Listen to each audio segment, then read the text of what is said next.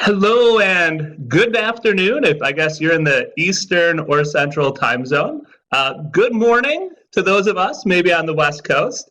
Welcome to today's Kaplan AP US History Prepathon. So over the next 4 hours, we are going to cover the 4 sections of the AP US History test. So it is wonderful to have you here. My name is Greg. I've been a teacher with Kaplan for 10 years now. Teaching a variety of tasks, but I do have to say that history has a soft spot in my heart. I love thinking about history and doing the kind of critical thinking we'll need to do on this test. Now, in addition to myself being on camera, we have an all-star team to answer your questions. So as I'm hoping a lot of us are already seeing, we got a chat going. It's a moderated chat. So definitely get your responses in there. If you don't see yours come through right away, no worries. It might just be because we had like 100 of the same thing. So keep getting those chats in there. And we have, like I said, we have our all-star team with us. We have Phil, we have Gretchen, we have Monica. So make sure you get your questions in there. You can say hi. You can tell us how much you're enjoying it. We'd love to hear from you in that chat. So, as I said again, my name is Greg, and I will be on camera for the first hour. We're going to do 4 one-hour segments today. We're going to take, a 3, 4, 5-minute break between each one, so you can replenish yourself with some extra snacks, and so you can get just that little bit of break to get ready for the next section. So we are going to go in the order that you are going to see the test itself on test day. So we're going to start off by talking about multiple choice and the methods that we might use to tackle these. So I'm going to be going for 1 hour on that. Then you'll see teacher Monica come on for an hour. I'll come back for an hour, then back to Monica. Monica and I are going to tag team it back and forth today, this afternoon, to help get you all ready for the AP US History test. So just a couple more notes before we get started. The test is coming up soon. We have a couple weeks left, maybe just under 2 weeks until the test. So this is a great time to start wrapping your brain around the kind of things that the test makers will ask you. Because this test really consists of 2 things: having the content down and then having some strategies down, how to approach these problems. So I'm sure that you've been doing a lot on the content all school year. So definitely want to keep that up in the next 2 weeks. What we're going to help with is how to think through how to approach these problems when maybe you don't know the precise content, or even if you know the content, how to put it together and get an answer that's going to help you get that top score. And we all know what that top score will give us. Can someone remind me in the chat, what does a top score, what does it give us? What does it help us with? Well, let's see. So if I get that perfect AP score, what's going to happen?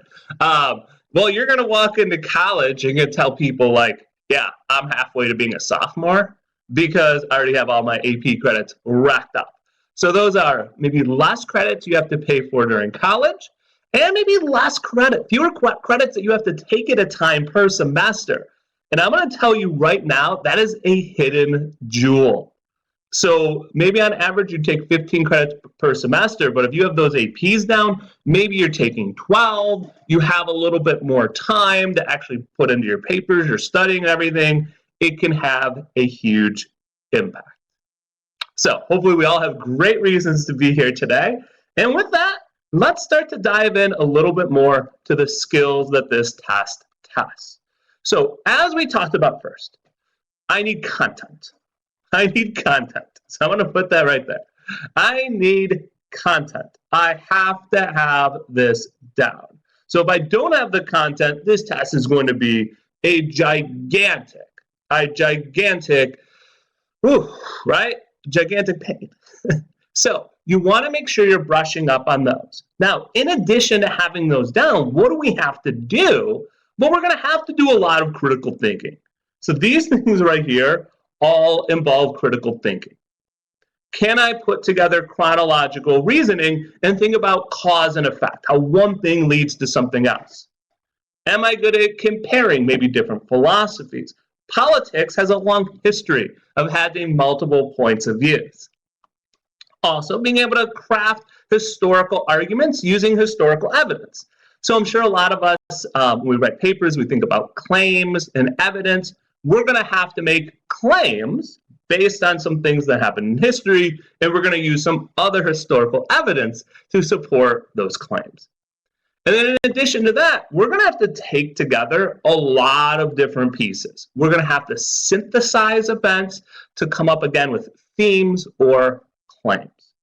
So the big thing that we have to do is it's not just memorizing and saying, like, I know what this is.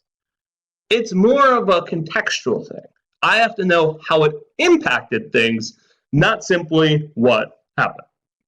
And I see some great participation already from Kathy, Lean, Bridge, Farhan. Excellent. Keep getting those things in so I can give call outs and tell you awesome job. All right. So what historical periods will I be tested on? Can someone help me out? What's this first 5% that I'll be tested on? What era is this? Let's see who knows this. Who's done like a little bit of research, a little bit of studying so far to figure it out? So this first period is 5% of the test. And what is this period? Like roughly from when to when? So if you think about this in terms of dates alone, it's a good head start, sure. But what I really like to do is I like to put some words to it so I can help better conceptualize it again. So if you've seen the data, it's like 1491. What might be a better word to put there instead of 1491 as you're maybe refining your studying of the content? I don't know. I'm thinking either like exploration or Columbus, something like that, right? When it's first starting to be settled by Europeans. And then up until 1607, well, what happened in 1607? What is that? What happened? Who was settling here? You might say, oh yeah, well that's Jamestown, right? So this period right here, you might think, okay, so this is like Columbus to Jamestown. So that is something I encourage us to do on the whole test as we're thinking about every single period. Instead of simply thinking about dates, put words to it. So I'm seeing some great stuff coming in, saying, oh yeah, so this is then the start of the colonial period. Absolutely. So then as I'm thinking 1607 to 1754, oh yeah, okay, so that's going to be colonial. That's going to be a colonial period, so pre-Declaration of Independence, pre-Revolutionary period. Then the next period, 1754 to 1800, okay, so maybe that's the Revolutionary period. And then after the Revolutionary period, I might be thinking, okay, then the nation kind of expands, and then they start to fight. Expand, and they start to fight. So this might be a better way to have it down than simply words, or simply numbers, simply time frames. To put something, some meat to those time frames. Because that is one of the best ways for us to remember the different events that take place. If we first give it some structure, give it maybe a title, and then you can start to think about what happens. And then in our part that follows, well, let's see, what follows this? Okay, yeah, then we got the 1865 afterwards, so this is the post-Civil War. Then we have like the Industrial Revolution, and then we have World War I, World War II, we have Great Depression. So we can say, all right, so the war. So this will take me up to about 1945. And then 1980 to present. Maybe this is something we're a little bit more familiar with. So maybe we don't need to put as much work into studying these items. So again, this right here is a great starting point. When you're thinking about where should I invest my time into studying, well, we got 4 different portions, and thinking about what percent they take up the test will help me decide how much time to invest. So as you're thinking through these, everyone, help me out. Is there a period here that you feel like your content knowledge is a little off? Is there a period here? And I would have to say, gosh, if I would have to say there's one period that I could use a little bit of refreshing on, it's probably this initial colonial period. Like, I know I have the part like right up to the Revolutionary War, but from Jamestown to the early colonial period, I think that's probably where I would put a little time. Like, I love like everything to do with like the wars, Revolutionary, Civil War, World Wars. Those are things that I've definitely read a lot on. The colonial one probably would study a little more. So that's something we all want to think about, where we should invest our study time. All right. Now that we've talked a little bit about the content, let's start to put it to the test. Thank you, Eden.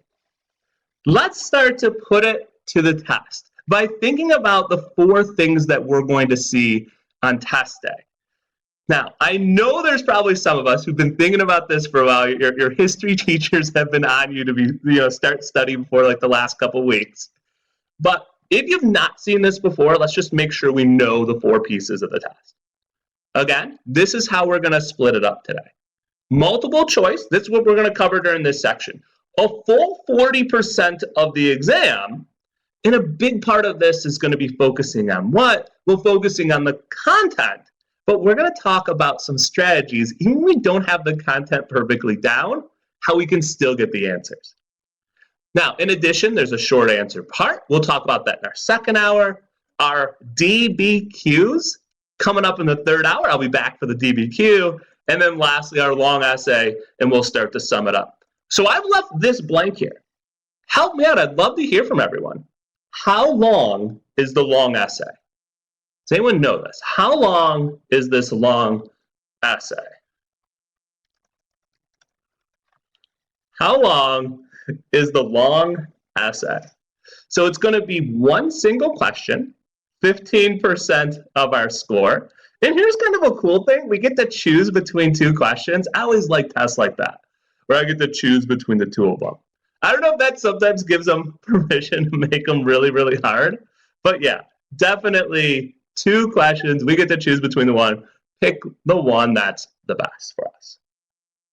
All right. Excellent, excellent, excellent. So I see lots of right answers coming in. Peter's telling me 35. Absolutely, Peter, you got it. 35 minutes. Perfect, perfect, perfect. Excellent, excellent, excellent, excellent. All right. So for those of you that have maybe taken the ACT or SAT, the long essay on that, 40 and 50 minutes respectively. So definitely a little bit less time, and maybe you're investing a little bit of time into choosing between the 2 questions. So it's definitely really important that we are using our time really wisely on that one. And again, Monica's going to be talking about that in our last hour. But for now, everybody, we got multiple choice to tackle. On multiple choice questions, what do I need to do? Well, this first one I'm hoping is kind of obvious, right? We should read the question carefully. Now, it seems obvious, but still when I work with students, it's something that's really, really easy to overlook. That we might simply say, you went too fast, or you missed something that was in there. So what do we need to do to read the question carefully then? Well, we need to think about key words that are in there, key concepts. So make sure that your pencil is constantly moving. You are constantly thinking about circling or underlining, constantly attacking the passages, attacking whatever's given to you, so you're not just sitting there passively. Now, also, we can think about how we're going to go through the wrong answer choices. When we go through the wrongs, there's going to be a couple that are clearly wrong. Now, I guess if I don't know the content, I might not know that right away, but that's okay. We can still use some critical thinking. Extreme answers are usually wrong. Can I get some words? Can someone give me a word that is considered an extreme word? That if I see it in an answer choice, I might be giving it the stink eye, saying, well, I'm not quite so sure about this word. And you probably notice, usually is not an extreme word. Like we intentionally say, or use a softer word, instead of saying they're always wrong, or they're never right, usually is a much softer word. So Jesse's got it absolutely right. Are always, are never, are not, are no. We want to be on the lookout for those words. Those words tend to just go too far, and they don't take into account some nuance that typically is present.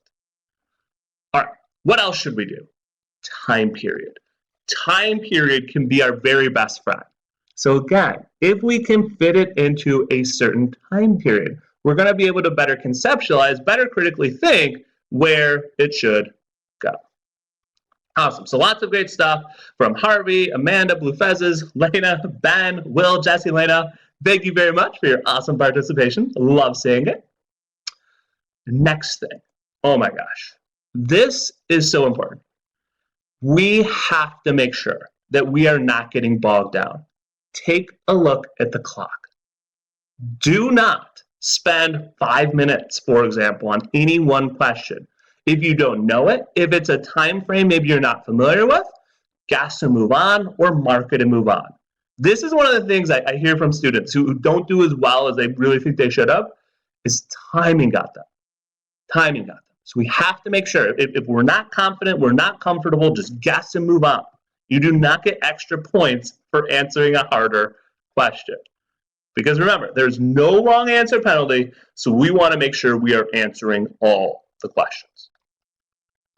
Okay, now you're probably like, Greg, that's all well and good. Can we try some problems?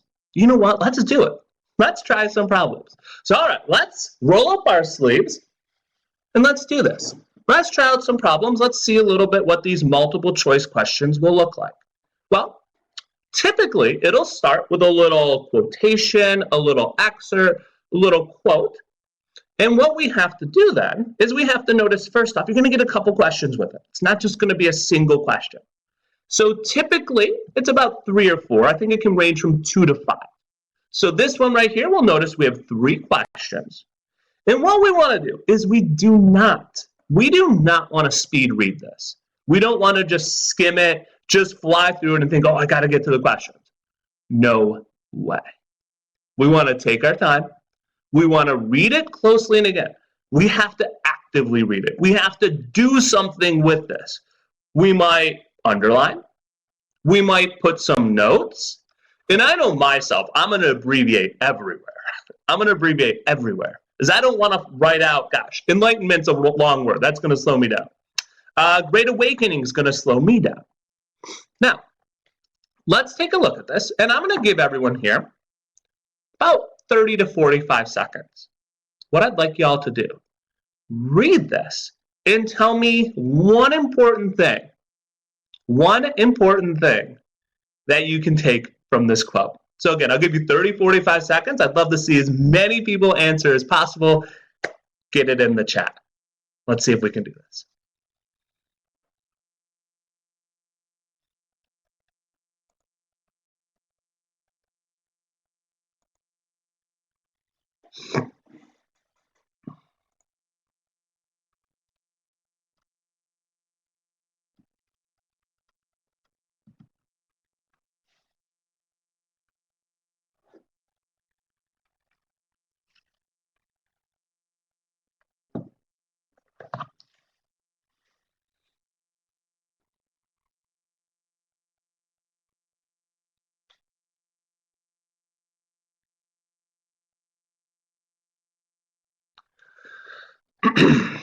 All right, so as you are typing up a little response for me, I'm going to ask my first question. Is this more about the Enlightenment or the Great Awakening? And I see Lena's already telling me, yes, Greg, it's about the Enlightenment. Now, what we get is we get the Great Awakening brought up to compare it. And that's a great head start. I like what Aiden said and Deban saying too. And what we want to do is we want to take it to the end, right? The Great Awakening goes up to about here. And then afterwards, it's all enlightenment. Enlightenment, enlightenment, enlightenment, enlightenment. Okay, so what I want to think about is what does the Enlightenment do that's a little bit different? What is, well, let's see. The Great Awakening did what? They both helped undermine authority. Great, so that's a similarity. Undermine authority. So I might note that and say, okay, so they're both undermining authority. But what is different? What is different? So Enlightenment emphasized individual. I love that. Yes. The Enlightenment, oh, I love that. Definitely. Emphasis on human rationality. Encouragement to look to themselves. So look to themselves. That's a great point to grab. What else did it encourage? Encouraged a few other things. Emphasize the individual. I love that, Paula. Yes, yes, yes, yes, yes, yes. And what did they emphasize? That's a good word that tells us something's important. Well, you should be interested in politics and government.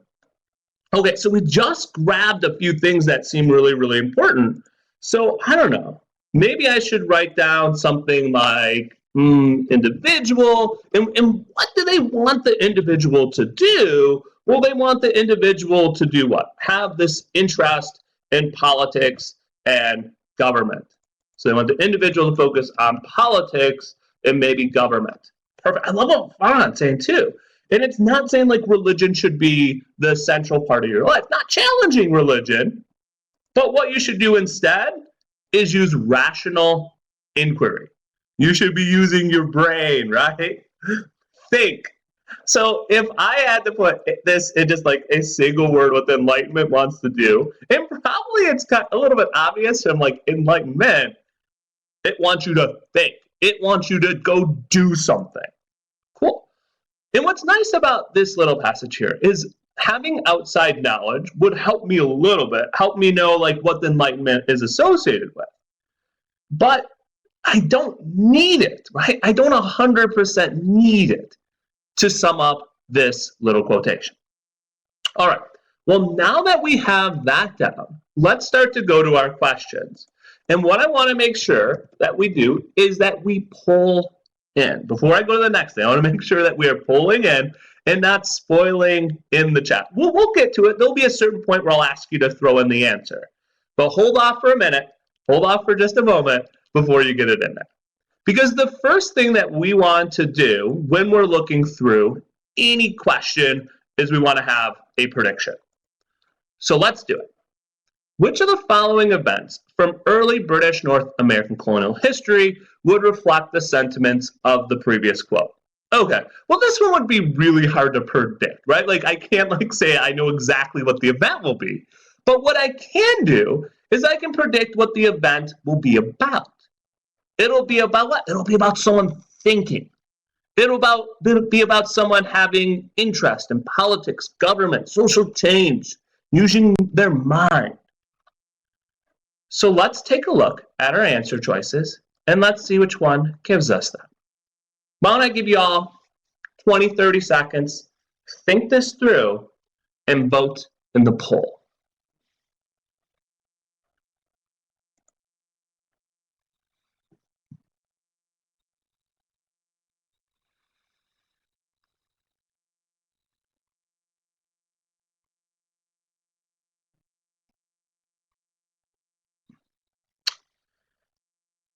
All right, let's start to talk about this problem. Now, I want us to approach this two different ways. First off, let's talk about one way. If I know the content, if I know like every single one of these things, I could define them, I could think through the definitions, think through the event, think through what happened, and fantastic, I could use that. Now, it's not going to happen on every question, right? I'm not going to have every single event memorized. Or maybe I'll have them off a little bit. So let's use a second approach. Let's use our critical thinking. Let's be enlightened. So that was a horrible pun. Let's be enlightened though.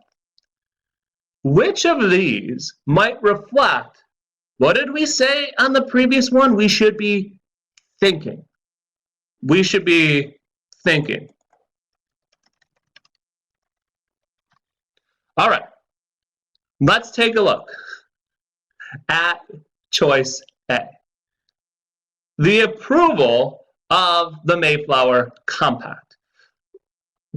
The approval, well, is that about thinking? Not quite sure right away. What about the establishment of Jamestown? Well, that's establishing something. Again, I'm not sure that's thinking. What about this third one, though?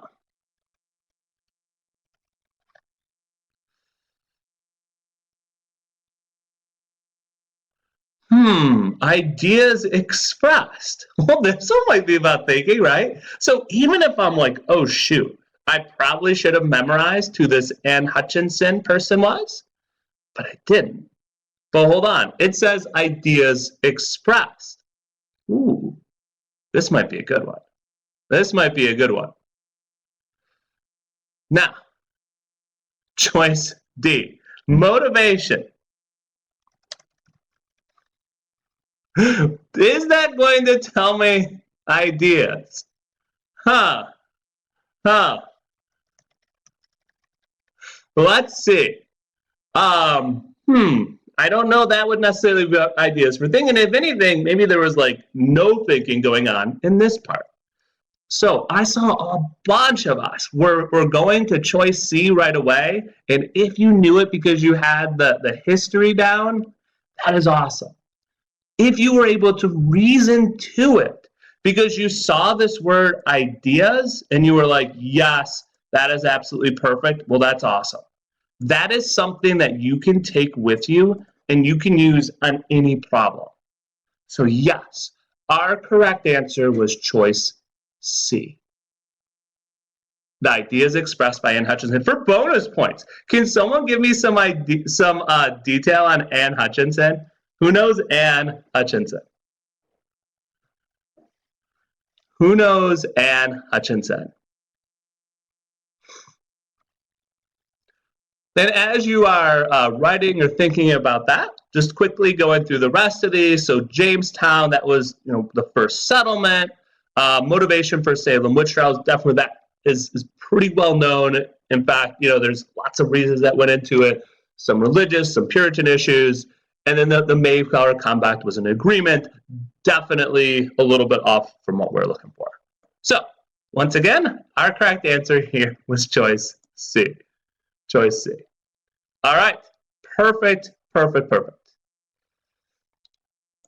Now, next up, and oh, great job. I'm seeing some great things coming in. She was a dissenter. She was banished. She challenged the Puritans. Absolutely. Yeah, I love it, Olivia. Didn't want to rely just on their interpretation. She wanted to have some groups interpreting it as well, and she got kicked out, but she taught and facilitated the discussion of these different ideas. Great job. Awesome. So again, we saw here that if I have the content down, great, I'm going to be in a fantastic place.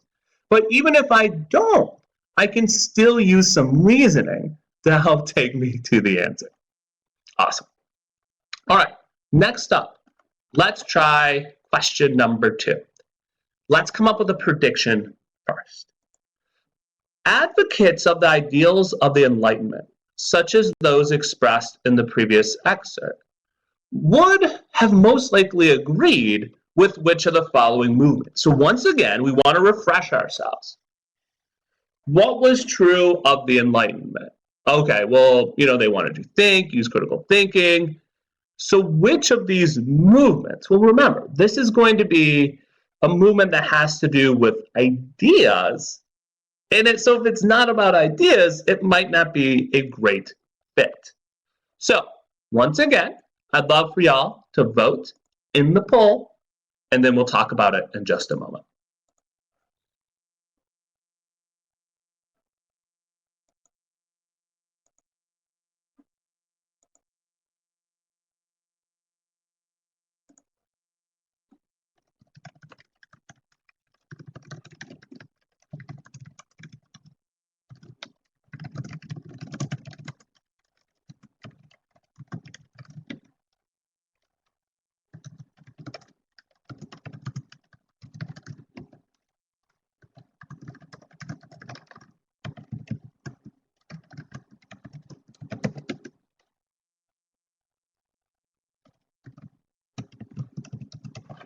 All right, so let's go through these and let's start to think about which one of these might be the best fit. Well, it would be helpful first off, right, if I know some of these, right? If I know some of these. And I'm seeing right now that the poll's all over the place.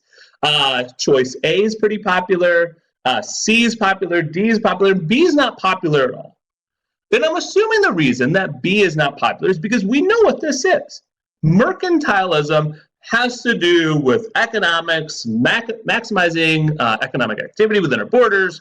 Fantastic, right? Economics has nothing to do with enlightenment, so we can knock that one out without a problem at all. All right, so let's all get rid of that one. Now, the other three, maybe you don't have a fantastic definition of these, but let's use some critical thinking. Does anyone know? Let's start at the bottom here. Choice D. Deism. What might deism be related to? Where have we ever heard that before? In what kind of context might you have heard that before? Again, you might not have like an amazing, perfect definition of this, but you might simply say, deism is what? Deism is what? Well, it's probably about religion, right? We're probably thinking, yeah, it has something to do with religion. And the ideals of the Enlightenment, sure, like religion was somewhat discussed, but it's talking about these other things, being involved in politics, being a critical thinker. So we can knock out this one. What about this next one? Maybe I get it down to these two. What is this one about too? Great job by Farhan saying it was belief in a supreme being. So again, it's about religion. Jessica, yes, about religion. And if I can simply get my brain around that, if I just have that general sense, I can knock it out. I can knock it out. And this next one right here, I don't even know if I can pronounce that. I'd embarrass myself. I'm going to try it anyway. Antinomianism. That might be something, again, you haven't heard a lot. And this one, again, relates to religion. Taking maybe a religious interpretation to an extreme point. So fantastic. We can knock that one out as well. And maybe if you got it down to these two and you're like 50-50. So what does a republic? Well, okay, that's like a country. So republicanism is just like, development of a country. That would be a fantastic reason to pick it as you got down to these last two. So absolutely, republicanism, something that was developed in the colonial period, post-enlightenment, that helped lead to the foundation of the new country. So our correct answer for this one is choice A. For those of you that picked it, fantastic work. And even for those of you that didn't get it, no worries. Make the mistakes here. Make sure you're understanding where you need to supplement your knowledge. Is it a little bit of history? Is it a little bit of reasoning? Let's combine those two together to make you a lean, mean AP US history taking machine. All right, so with that, we have one more question coming from this quotation. The ideals expressed in the previous excerpt would have a positive effect on the American colonies through which of the following events? Okay, again, if I know the event, fantastic, but I can still also use my frameworks. What time frame would this be, everyone? What time frame would my event be in? Positive effect on the colonies. Oh, well, of course, it's going to have to come from the colonial period. And it's going to have to be what? What else should I grab? Oh, yeah, this positive thing, right? It has to be a good thing as well. So if it's not something good, see you later. You're gone. So positive thing from the colonial period coming after the Enlightenment. All right, once again, why don't I give you guys a few moments, try out question number 3. Good luck.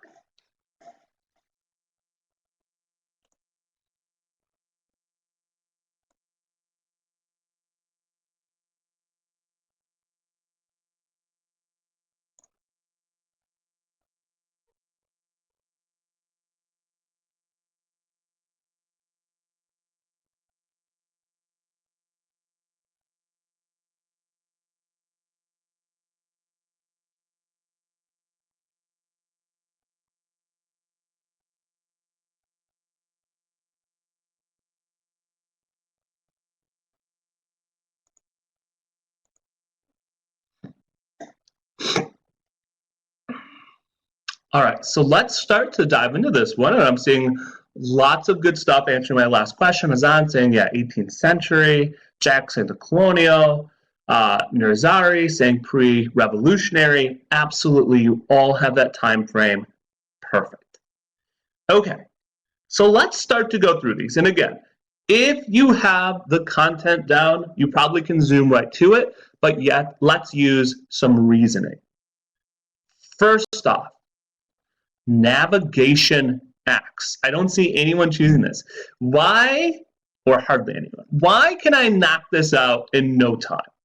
Well, all these acts that you might know from the pre-revolutionary period are bad things, right? They were taxes, they were punitive, they were bad for the colony. So that means I can knock them out. That's bad, right? We don't want no bad things. They're saying positive things. Next one, the creation of the dominion. Dominion. So if someone has dominion over someone else, is that a good thing? Having dominion? Do we want dominion over the colonies? Are the colonies going to like that? All right? No, thank you. They're going to say, no way. That sounds like restrictions. Sounds like kind of bad things. Okay. Get it down to these two. And again, you might be saying, all right, maybe I kind of know about Bacon's Rebellion. So if you know anything about Bacon's Rebellion, or maybe the immediate after effect of protesting, what happens? Just in general, what happens when someone gets protested against? What does like the ruling power do? They get mad, right? They get mad, right? They do bad things to you afterwards. So even though the Bacon Rebellion, right, was maybe this good thing at first, in fact, a bad result, right? Anything positive was rescinded. It actually failed. So, but that's a good thing for us, right? That's a good thing for us. So what we could do is we could say we can knock that out. A, B, and C, we're all negative things. We're all negative things. So what the Glorious Revolution did, this is something that happened that was the inspiration for the Bill of Rights, for the Declaration of Independence. So this is our correct answer, choice D. So again, really, really important for us to read the question carefully so we know exactly what we're looking for. We need two things. We need it to be a positive thing, and in regards to time frame, it has to come after it. Has to come after it. And that helps us choose choice D. All right, so fantastic job for those of you that got this right. And hopefully at this point, we're kind of seeing, all right, maybe there's some content areas I need a little bit of help on. And great job by Natalia saying the Glorious Revolution was William Mary came to power. They got rid of some absolute rule. And some of the things that they set forth, Bill of Rights, became the foundation for what the colonists would actually use for revolution. Awesome. All right. Excellent, excellent job on that set. Let's go to another. Let's try out another set here. Next, let's take a look. Ooh, what is going on here? Let's make sure we really, really closely and carefully analyze this. Okay, we got some states. We got a cannon, and it's going death to traitors. There's 6. Oh, okay. I think we got this, right? Probably don't even need the time frame. We don't even need a date, right? We all can probably think, oh yeah, this is pre-Civil War, right? This is pre-Civil War. And these states here, right? These are the states in the South. These are the ones who are, maybe threatening to succeed, the soon-to-be Confederate states. And how does the creator of this cartoon, this political cartoon, feel about them? Not so good. Not so good. So if we're thinking about, there's certain groups in the North, this is one that's kind of feisty about it. Not one that's just saying, oh, let's all get along. No, this one is saying, yeah, Civil War needs to come if these states try to succeed. So Civil War needs to come if these states try to succeed. So great job. Seeing great stuff come in. Nirzari, Sammy, excellent, excellent, excellent. That sounds perfect. Perfect, perfect, perfect. All right. So now that we know these southern states are traitors, in the viewpoint of the creator of this, I think we're ready to tackle our questions. All right, so lots of good people, lots of good responses coming in. Arvin, Natish, Peter, Sarah, awesome. All right, let's dive into our first question. Which of the following groups would most likely support the perspective? Okay, help me out, everyone. First, where, the North or the South, would this perspective be coming from? What do you guys think? The North or the South? Where do we think this perspective is coming from? Well, right, the North, right? I mean, you wouldn't say it in the South unless like you really, really didn't want to succeed, right? Probably the North. And of the groups in the North, what group was that? Because if you remember history a little bit, the two-party system definitely split in this time to roughly 4 major parties, to the North, to the South. And of the ones in the North, there was definitely a more vigilant one that wanted to make sure, like, just wanted slaves freed, wanted equality, uncompromising, wanted the South to get in line and not threaten the Union. So great job, Aaron. Absolutely perfect. So with that in mind, let's use some process of elimination as we go through our choices. But you know what? Why don't I give you all a little bit of time to try this on your own? And great job, Olivia, Amanda, Kayla, Kimberly, Kat. Nice work. All right, so try out question number 4. Dive in.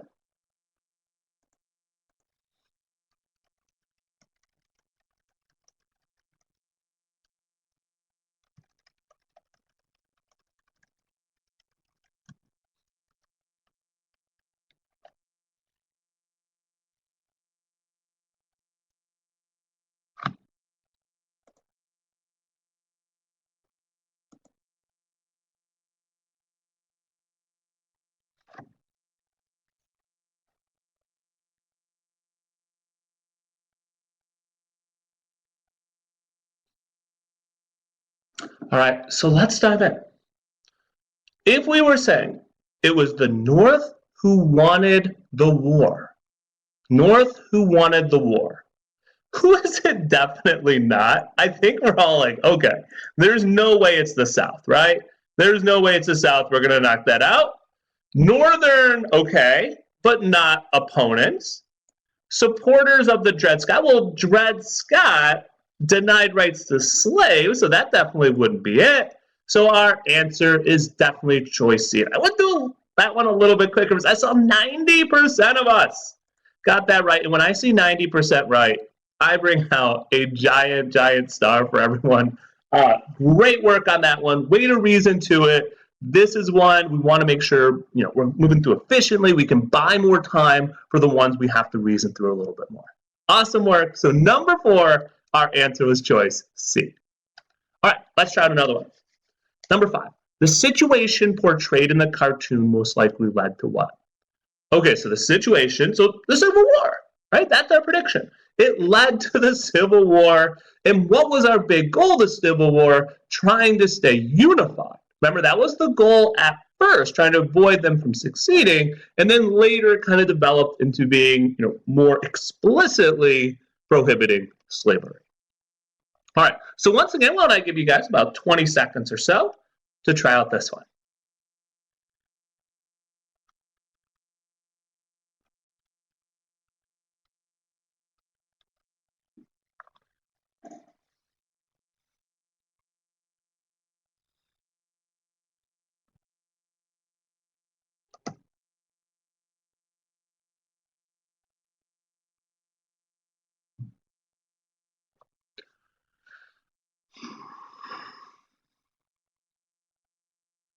All right, now as we start to review this, we definitely want to use historical context to help us with process of elimination. So, something we just mentioned a moment ago about the parties splitting off. This happened at or near the time, probably a little bit before the time of this. So what I can do then is I can knock out choice B. I can knock out choice B. If you were tempted by B, you're like, yes, there were sectional parties then. But the emergence tells me the beginning of this. Tells me the beginning. So the emergence of these sectional parties in wanting different things. So the causation is just flipped a little bit.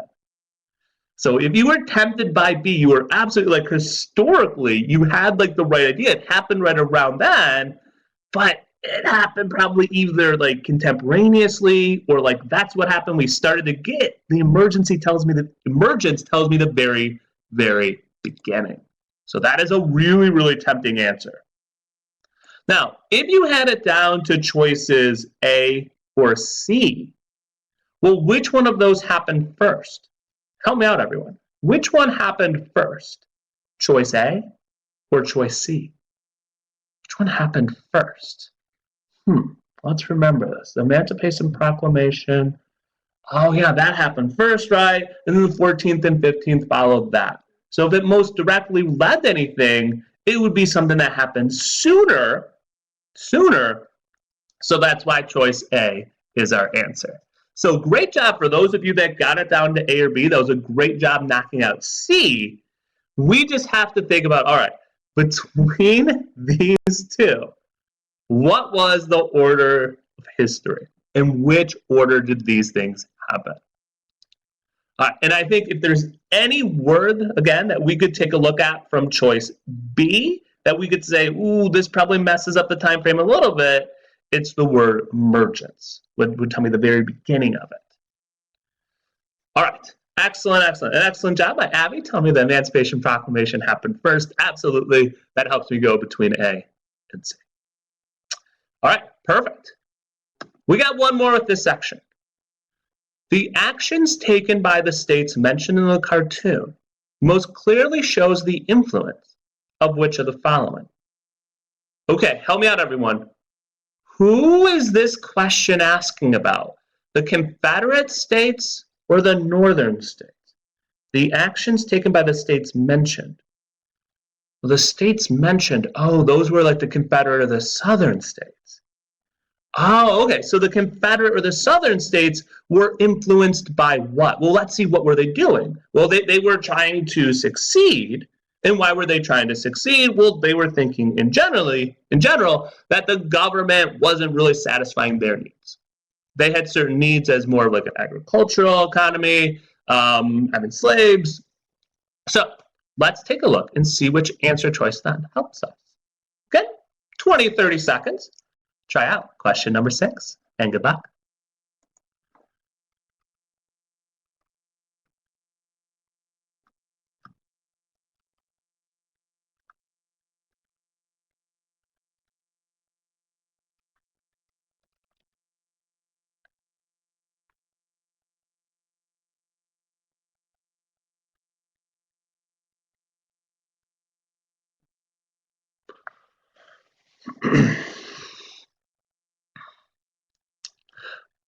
All right, so let's take a look at this one. And again, let's use some process of elimination. The founding fathers' ability to resolve it. Well, what does that help us, right? Like, they did or didn't resolve it. That's not going to tell us any influence at all. So we can take out choice A. Let's knock that one out. Next up, B. Guarantees of European military and financial support for the Confederacy. Does that show us how they were influenced? Does that show us how they were influenced? Well, that might be the financial reason, but that really isn't an influence then. And again, that keyword influence helps us center in exactly what we're looking for. The creation of a national unified economy, well, why would that be a bet, right? Why would that be their impetus? If anything, that might like help things out. So we can knock that out as well. And as a bunch of us said, a majority of us said, the democratic philosophy of the Declaration of the Independence. Because what is the democratic philosophy of saying that? Is previously the British government wasn't maybe acting in benefit and on behalf of the people. And when that happens, you have a right to revolution. And that's what the South was saying. The government as a whole wasn't acting on their behalf. So our correct answer here is choice C. All right. Excellent work on this so far. We got about, I don't know, 5 or 7 minutes left, and I want us to dive into one more set here before I wrap things up. So let's take a look. I'm going to move us just a little bit further down the road to the Missouri Compromise. Take a moment. I want to give you about 30, 40 seconds to read this, and then we're going to talk a little bit about it. 30, 40 seconds.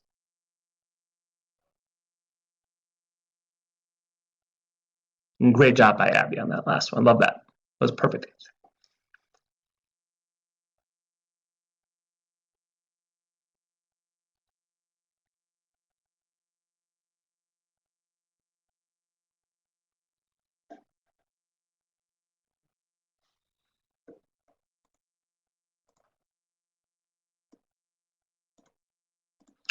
All right, so let's dive into this one. So one of the first things you might grab is the date, 1820.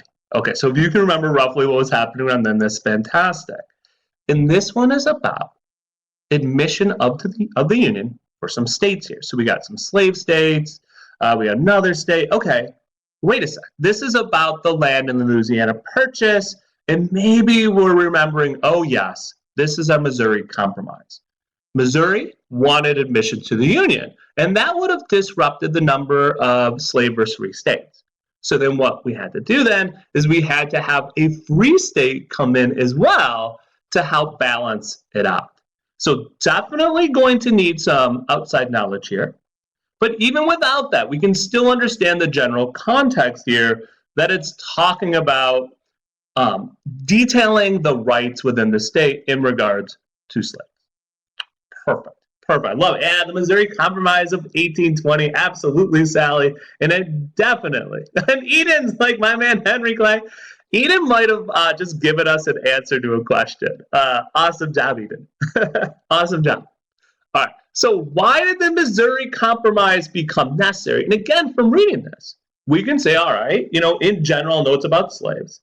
And if you know just generally what's happening is states were coming in, we needed to maintain this balance. Now, I'm going to walk us through this. I want you to put in the chat, give me 2 answer choices. That should be popping off the page to me. Give me 2 answer choices in the chat. That should be just like flying off the page. You're like, oh yeah, it's definitely these 2 are close to me. Now, you're probably saying, okay, Greg, it's either A or D, right? We got this balance. It's about a compromise. Yeah. Now, if you are like not quite remembering how this happened, like who was going to enter, was it Maine or Missouri? Here's a fun way to think about it. Help me out, everyone. Was this called the Maine Compromise or the Missouri Compromise? What is it known as? The Maine Compromise or the Missouri Compromise? And you're like, oh, of course, right? It's the Missouri Compromise. Missouri wanted in. Missouri wanted in. So Maine, fun little fact here, split off from Massachusetts. They kind of wanted to anyway, and they're finally given permission here as we needed to balance it out. So definitely that's helpful to remember it's called the Missouri Compromise, not the Maine Compromise. All right, now our next question. The politician most notable, oh my gosh, you guys, I'm sorry, but Eden already gave this to us, didn't right? Eden, thank you. Henry Clay. And if you're just in general trying to think about how I can reason through this, a politician notable for drafting, well, often it's not necessarily the president who would be drafting. Like Alexander Hamilton's notable for drafting things. Thomas Jefferson, before he became president, was notable for drafting things. So you might pick the one who's not the president in case you had any indecision here. All right, let's try out one last question. Want to point this one out because why? It did all the following except. So we have to make sure we're noting that word. What did it not do? So as I go from top to bottom, relieve sectional tensions, yes, balance things out. Allowed Missouri to enter, Maine to enter, yes, perfect. Forbid slavery north of it except for this, yes, it did that as well, comes right from the excerpt. So this last thing, it didn't outlaw fugitive slave laws. In fact, it still said, sure, you can use them. So our correct answer here is choice A. Now, as we are wrapping this up, everyone, I want us to think about a couple important takeaways. as you're reading the excerpt, the quote. Find the main idea, find the tone, spend a little bit of extra time doing that. In addition, note the time frame. It'll help you better conceptualize when and what is happening. Definitely want to predict before you go to the choices so you have a general idea of it. You can watch out for trap answers. And lastly, budget your time. They all count the exact same. And with that, hopefully everyone in here has a little bit better sense of how they can use a strategic approach in addition to all that great content knowledge you all have been developing. And with that, that is it for our first hour. My name has been Greg. Monica's next on tap for our next section. We will talk to you all in just a few moments. Great work, everybody. And let me bring out just one last star. Nice work.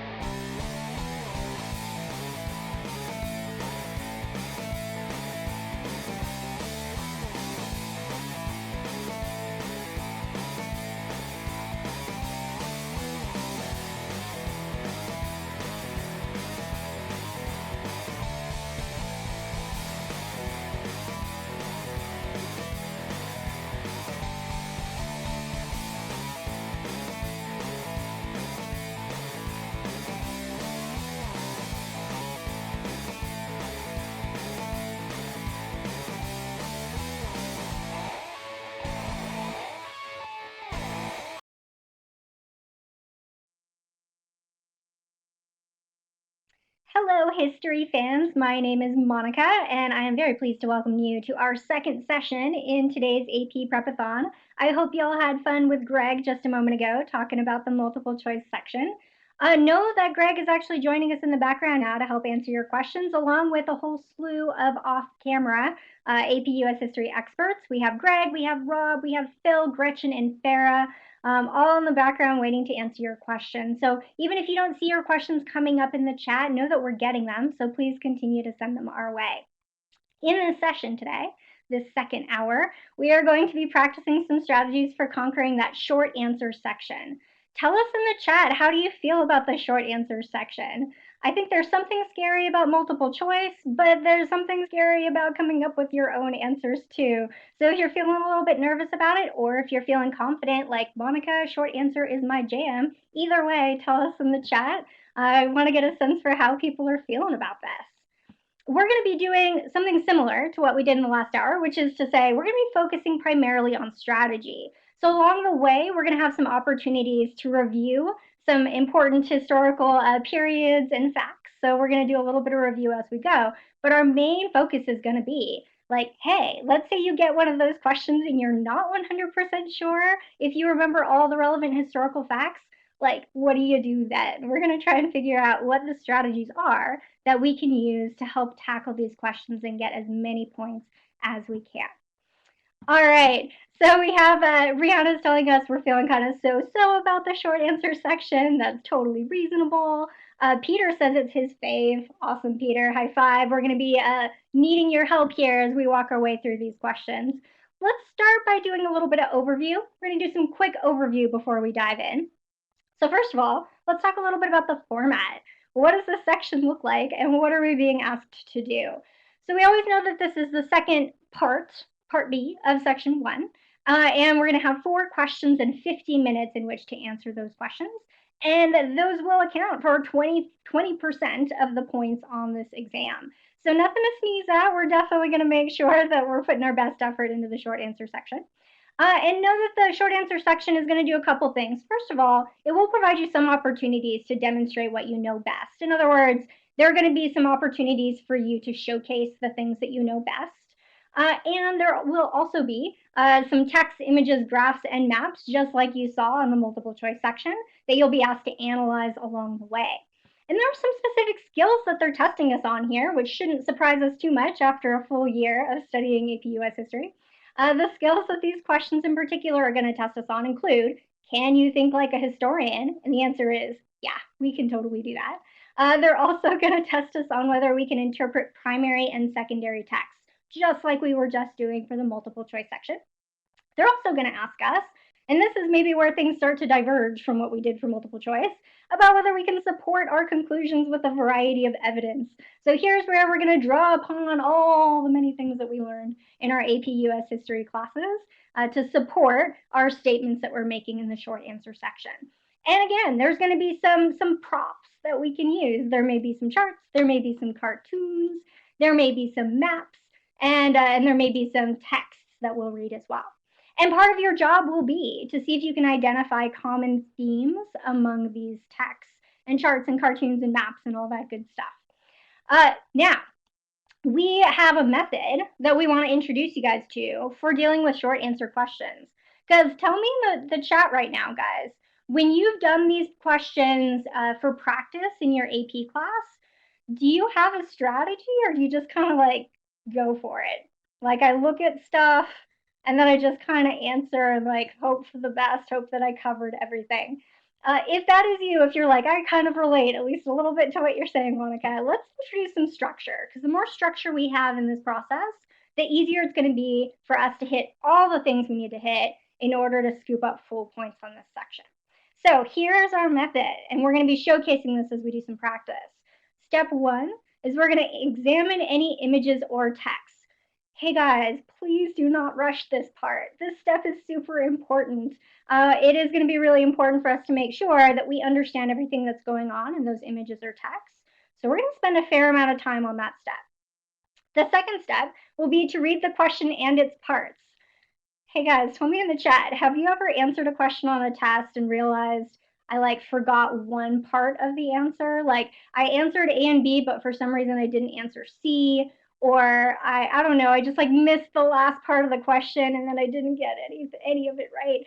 We want to make sure that that doesn't happen. We need to make sure we answer every part of the question. So we're going to make sure we go through that step carefully as well.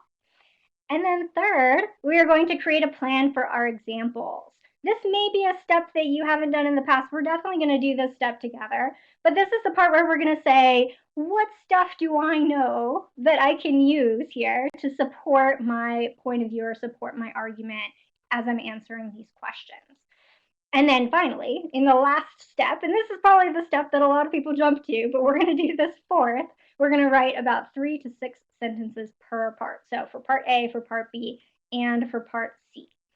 Tell me in the chat, do you guys know like roughly how much time we have to spend on each question? Like if we're trying to budget our time effectively and paying attention to pacing and all that good stuff, we just talked about how many questions there are and how many minutes you have.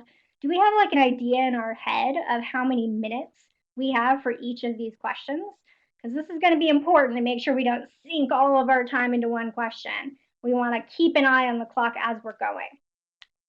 So if you're saying something along the lines of like 10-ish to 12-ish minutes, that is more or less what we're aiming for. So we're going to aim for 10 to 12 minutes per question. Again, we have to budget as we go. Awesome, Ratika told us 12.5 exactly. You got it. So we're going to aim for roughly 10 to 12 and make sure that we're staying within that time frame. All right, beautiful guys. That's all the like big picture stuff I want to talk about in terms of our approach. What I want to make sure we do next is apply this to some actual history. Let's go ahead and take a look at our first short answer question, and it begins with a lovely cartoon. I would like everybody to take a moment to check out this cartoon, and what I want us to start with is like, who the heck is this guy? Tell us in the chat. Who is this handsome fella in the glasses here? Looking kind of dapper. He's got a nice suit going on. If any of you looked at this hat and said, yeah, Monica, this is very clearly FDR, Franklin Delano Roosevelt, you're exactly right. We're looking at FDR here, and he looks like he is, I don't know, being a doctor here. We have this doctor-looking bag that says New Deal remedies. We've got him saying, of course, we may have to change remedies if we don't get results. So again, he's kind of playing the doctor here. Yeah, Connor's like, this is clearly FDR. And if FDR is the doctor and New Deal is the remedies, tell me, guys, let's remember, what was the New Deal again? Because this is definitely something we're going to want to feel confident talking about on the AP US History exam. What is the New Deal? Yeah, Matt was paying attention to the New Deal stuff. He was like, I see that. I know that that is going to be relevant to analyzing this particular cartoon. Good stuff.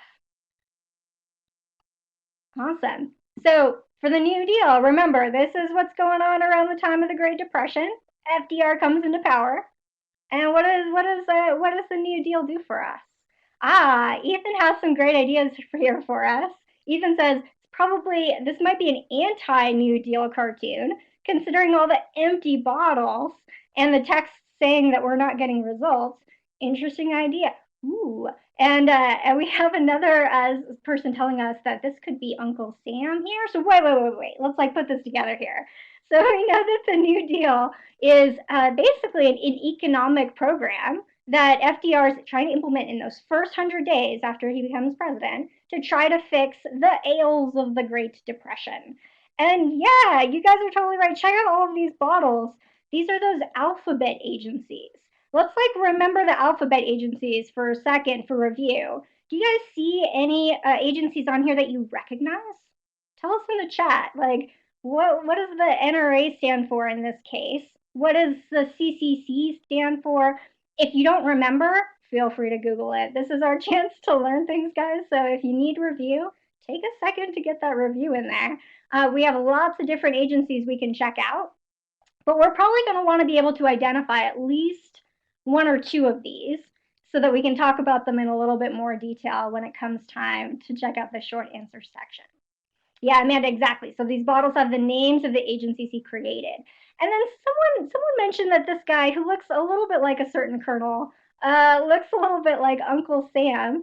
Did you guys all notice these like stars and stripes pajamas he's got on under here? Like these are some sweet socks that he's rocking. So we have Uncle Sam, America incarnate, clearly feeling a little ill with the Great Depression. Yeah, Amelia's telling us that we see that the Civil Works Administration here. So remember, this is the one that hired a bunch of people for public projects. Good. Public works projects. All right. We got the NRA. This is our National Recovery Administration. This is the one that encouraged businesses and labor to create kind of codes of fair practice to help stabilize the economy through planning and cooperation.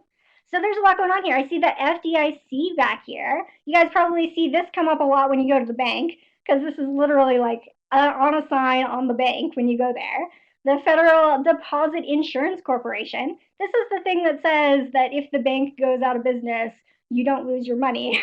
You have some insurance on that money. And you can imagine that ended up being really important during the Great Depression because people didn't have super strong trust in banks around this period of time. Okay, what's going on with this person over on the right-hand side? Because so far we haven't talked about this person. We can see that it's Congress. What is Congress an address in this particular instance? What's going on here? We can maybe intuit if FDR is the doctor and America is the patient, then we can probably intuit that Congress is maybe the nurse. So Congress could be administering the medicines or the remedies, the New Deal remedies that Franklin Roosevelt is providing to the patient. Okay, so we just spent a lot of time evaluating that cartoon. When we do it all together, of course, it takes a little longer because we all have a nice conversation about it. If you were doing this on test day, though, again, a big takeaway is don't rush this process too much. Taking some time to really evaluate this is actually going to be really, really important for making your life easier when it comes time to answer the question.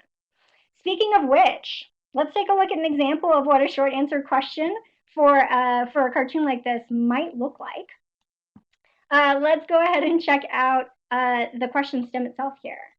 So use the image in your knowledge of U.S. history to answer the following parts. Here we go. We have part A. And here they're asking us to focus specifically on describing Roosevelt's role in this illustration.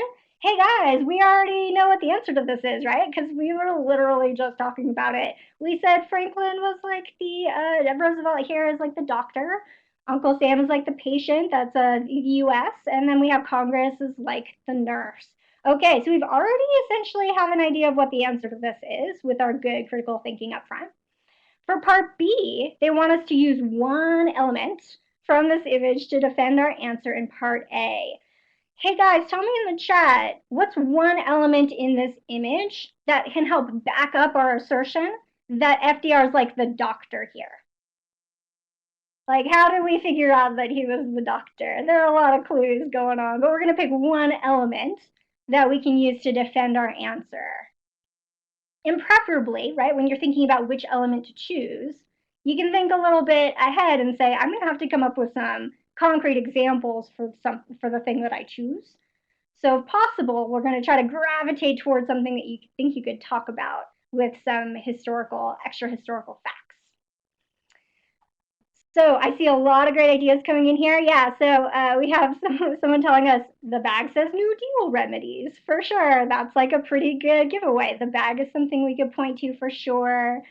What FDR is saying, we could point to that. Yeah, Eden, Julia, yeah, absolutely. The bag is definitely something we could point to. We could point to the fact that Congress is a nurse. The hat, Leon, the hat is a little bit, I don't know, it looks like a kind of a cowboy hat to me. So that doesn't necessarily scream doctor, but if the hat screams doctor to you, all you have to do is be able to defend it. So go for that. Catherine is saying one of the bottles. You know, Catherine, I feel like I would do the same thing. And here's why. I feel like there's a lot to talk about with these bottles. I feel like it would be fairly straightforward to like hone in on the FDIC, for example, and talk about that in a little bit more detail. But again, it's up to you. You can choose which element you want here. And then finally, we have part C. Take a moment to read through part C. And again, let's imagine we picked the FDIC here just for the sake of argument. How does that FDIC help reform one major section of the economy during the Great Depression? We're going to have to think about that a little bit. That's taking things one step further. But let us know in the chat, what do you think? How did the FDIC help to reform one major sector of the economy during the Great Depression? I think the FDIC might be a good one to pick here, right? Because we can start thinking about the banking sector and how, again, this helps us increase our trust in the banking sector. It helps stabilize banks, reduce run on banks, maybe help the smaller banks stay open, all of those good things. Okay, so we have done a lot of work here already. The great news is, because we've gone through and done these first two steps in a lot of detail, examining and reading the question and its parts, the next two parts should be much, much quicker. So if we go ahead and start by taking a look at part A, let's take this step by step here. Before we dive in and answer, there's one more step of the Kaplan method that we have not yet done. And that step, in this case, is to go ahead and come up with some examples. We want to plan some examples here. Okay, so in this case, we're being asked to describe President Roosevelt's role and how it relates to the other figures. If we wanted to bring in some good historical facts, I feel like we could just bring in some context about the New Deal. If we can provide some nice details about the New Deal and what it was and why it was and all of those good things, that should help us support the statement that we're about to make here. Let's take a look at a sample response together, and then we'll talk a little bit about what the student did well here. Take about 20 seconds to read through this, and let us know in the chat, what did the student do well in this response?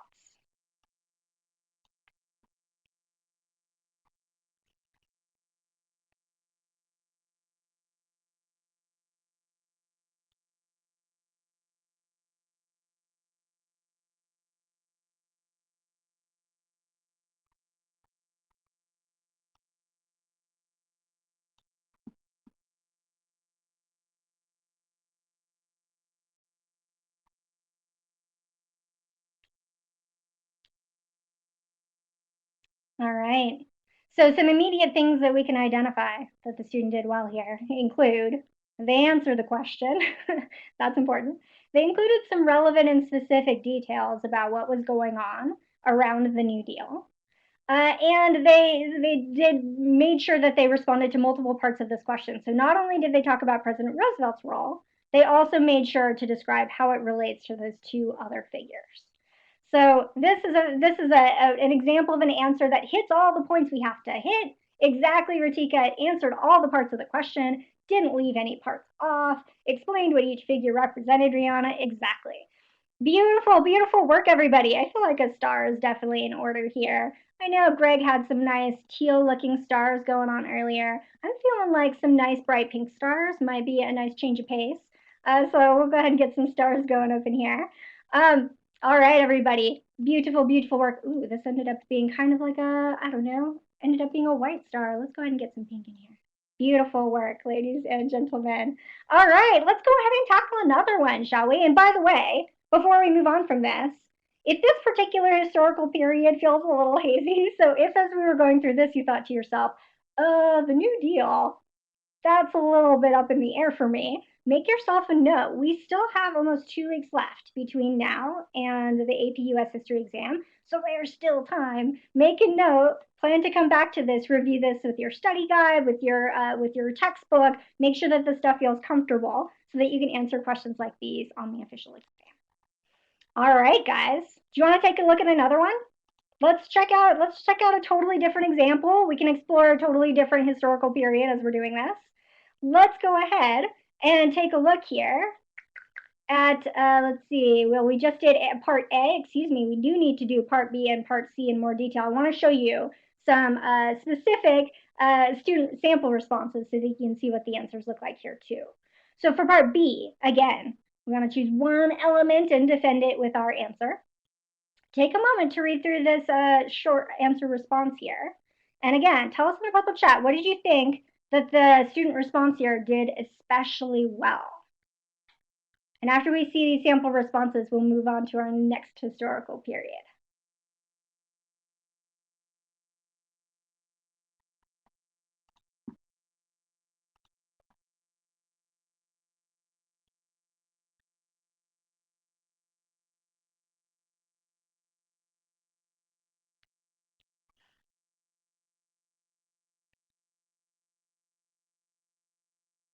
All right. So guys, this student did like literally what we were describing, right? We were saying to ourselves, okay, Uncle Sam is like sickly America. These bottles are the remedies. These are the New Deal programs. Someone mentioned earlier that it seems like we're kind of poking fun at FDR a little bit in this cartoon because of how quickly the different remedies are pushed through Congress in the first 100 days. So that's great. Yes, Kate, mention the bottles, mention the first 100 days. That's a great historical fact to throw in there to back up our point. Explains the symbolism, Naomi. Awesome. Okay, beautiful, guys. We have one final part here. Let's check out part C. Take a look at the student sample response here. Remember, we talked a little bit about that we might want to use some examples, some specific examples of those remedies, focusing in on the FDIC as an example, but we could have used a different element for sure if we wanted here. Take a moment to read through what the student sample response is here and tell us what you think the student did well.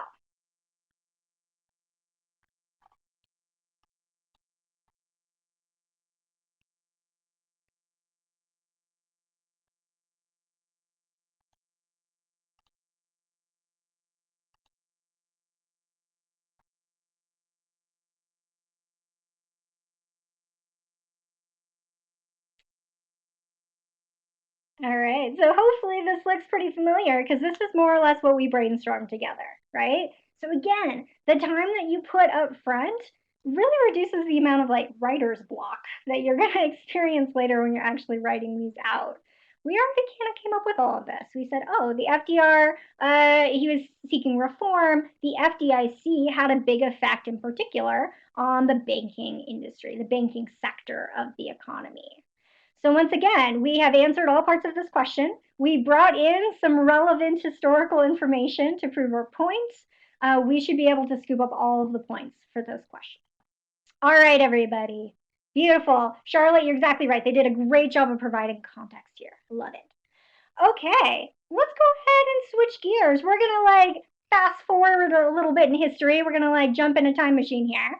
Let's go ahead and move on next to our second short answer question for today. And we're going to be starting with a passage.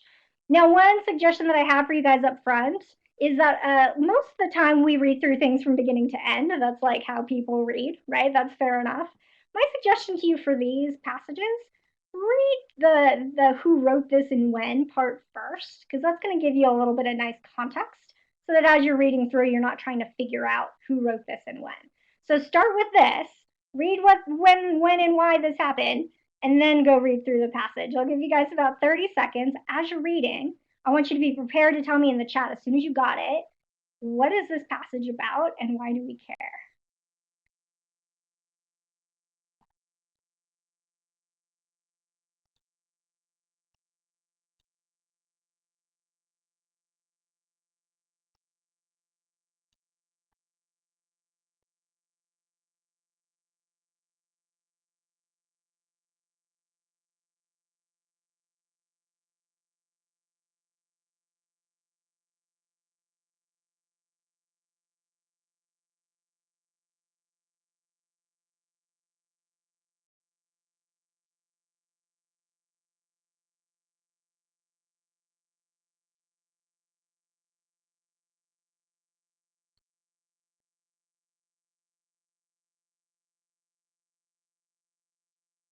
All right, guys, tell us, what is this passage about?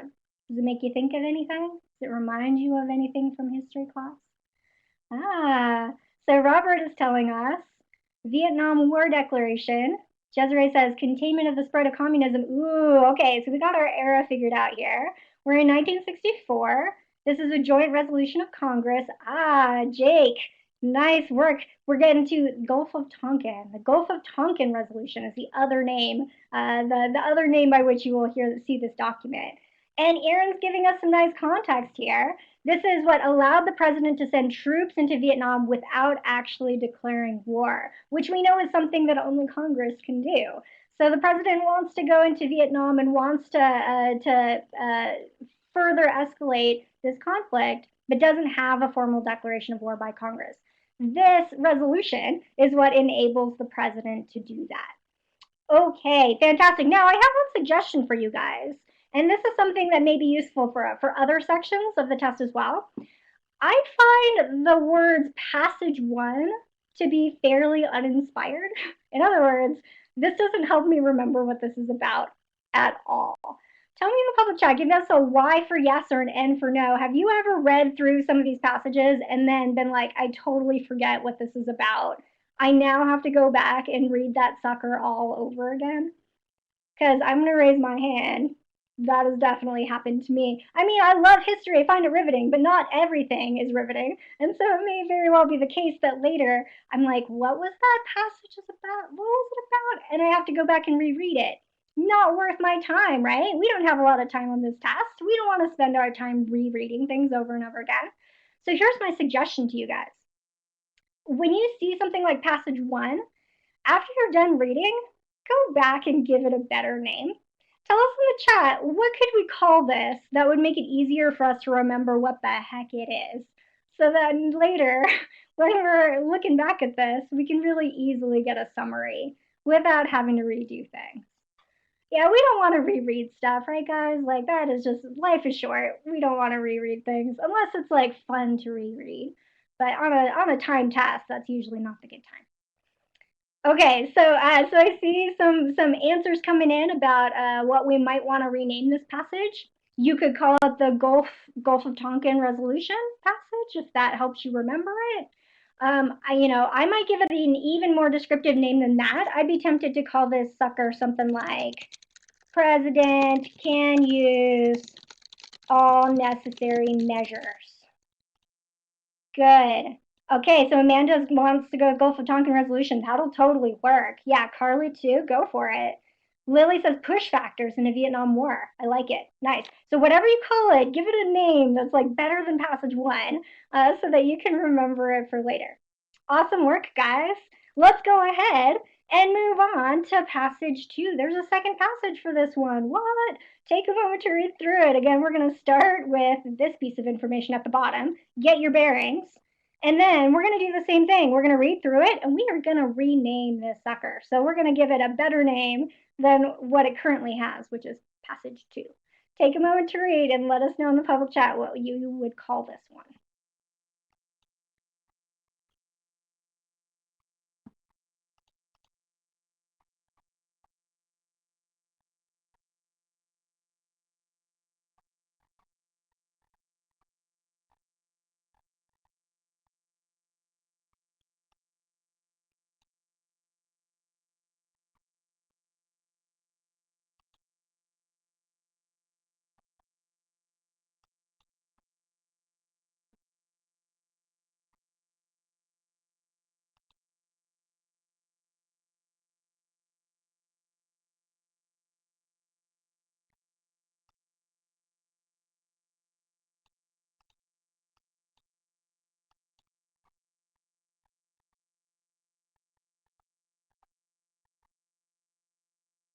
All right.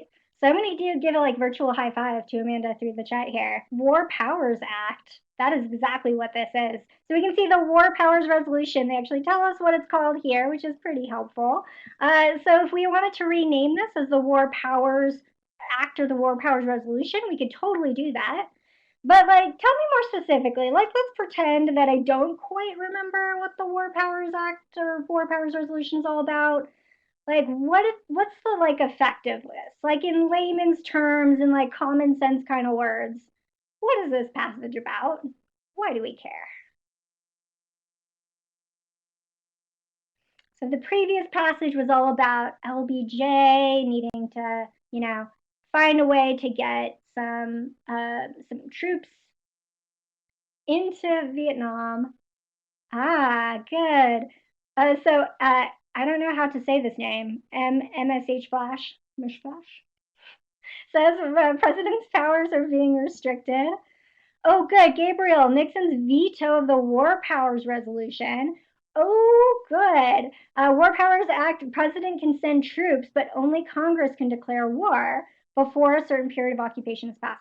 Ooh, good stuff. So essentially, if passage one was like LBJ saying the president can use all necessary measures, please, this passage is more like Nixon saying, hello, Congress, please let me keep all necessary measures, please. And we ultimately know what happened. Nixon's veto was overruled. So this passed regardless, which I'm sure did not make Nixon particularly happy. But this was essentially a restriction of the previous all necessary measures power. Okay, so now we have some good names for these. Again, we're going to do some more brainstorming as we go here, but we have enough information to sink our teeth in. Let's go ahead and see an example of what a question might look like for this particular set of passages, and then we'll tackle things piece by piece. So take a moment first to read through this question stem and all three parts. Remember, we must answer all three parts in order to get the point for this question.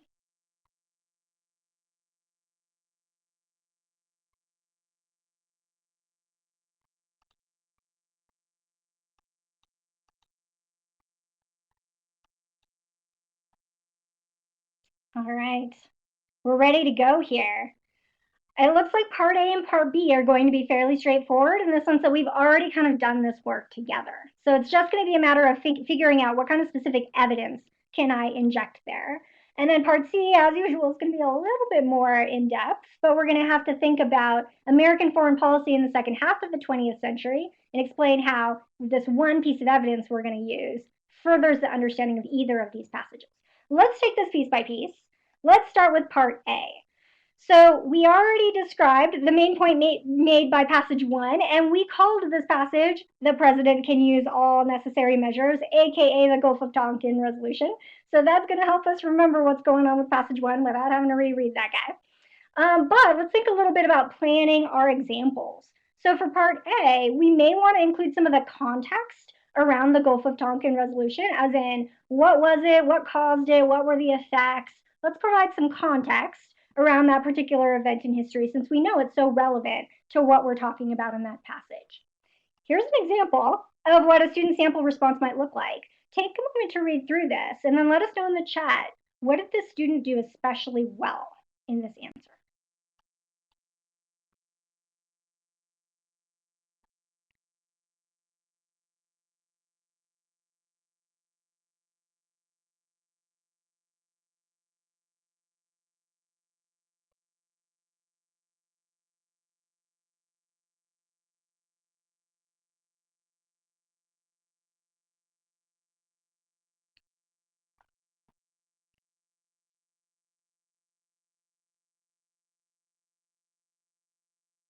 All right, good stuff.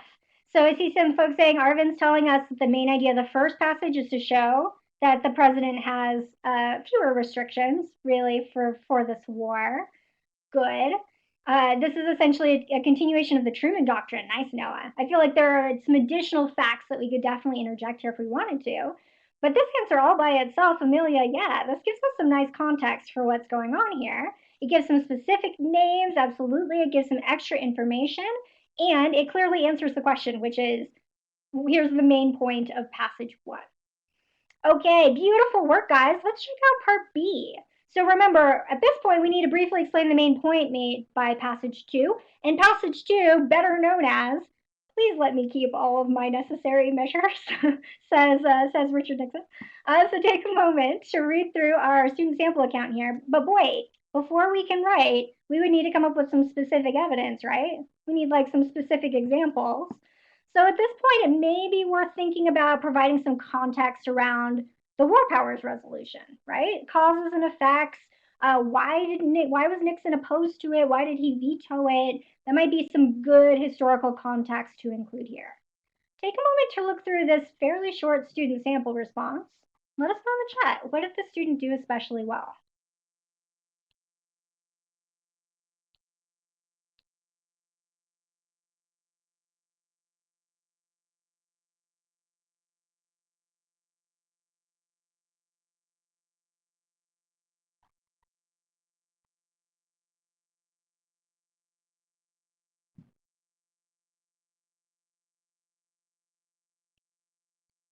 So I don't know about you guys, but I looked at this and I thought, this is a really short answer. But you know what? It says everything it needs to say. It's not including like lots of irrelevant stuff that nobody cares about. No, like this is just like short to the point. It's like, here's what the context is. Here's what this passage is about. Done. I'm out. Drop the mic, right? Like, let's just get out of here. Arvin, yeah, it's just describing the War Powers Act. That's all we're doing here. This is a beautiful answer. So again, we don't need to throw in the kitchen sink. In fact, we have to be careful not to throw in the kitchen sink for a few reasons. One, we don't have time for that. We have other questions to answer, and other parts of this question to answer for that matter. And second, we are not going to get points by throwing in irrelevant pieces of information. So the fact that this is concise but detailed, exactly, Renelli, this is perfect. Olivia, you got it. Showed her knowledge of the topic 100%. All right, it is time for the third part, part C of this question. Now, we had some example suggestions earlier about some concrete examples we might be able to use for this. In particular, Amanda told us we could potentially use the Pentagon Papers as an example for this. I love that. We could also, I mean, when I think about American foreign policy in the second half of the 20th century, and when I think about what connects the two passages to each other, what one like really big event ties these two passages together? Like, why are we reading them at the same time? What's the like? Let's do some synthesis here. Like, why are they related to each other in any sense? If your answer to this is Vietnam, the Vietnam War, you're exactly right. So it may very well be perfectly sufficient for us to include some specific examples here that just provide that context of like, hey, this is like really revolving around this really major conflict. So we could totally just do that. Take a moment to read the student's sample answer and then let us know in the chat. What did you think the student did especially well here?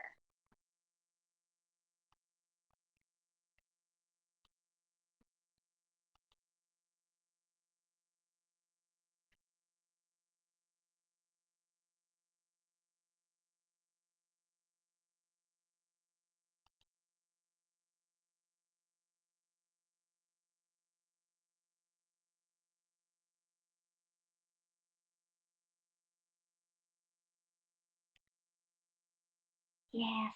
I love all of your answers coming into the chat right now, guys. Fantastic stuff. So yeah, Emma is noting, and Jacob as well, that we could potentially talk about like the secret bombing of Cambodia here, right? Like this is relevant to what we're talking about. Ilan is telling us, what about the Hawks versus the Doves or the Cuban Missile Crisis? Yes, this is all related, right?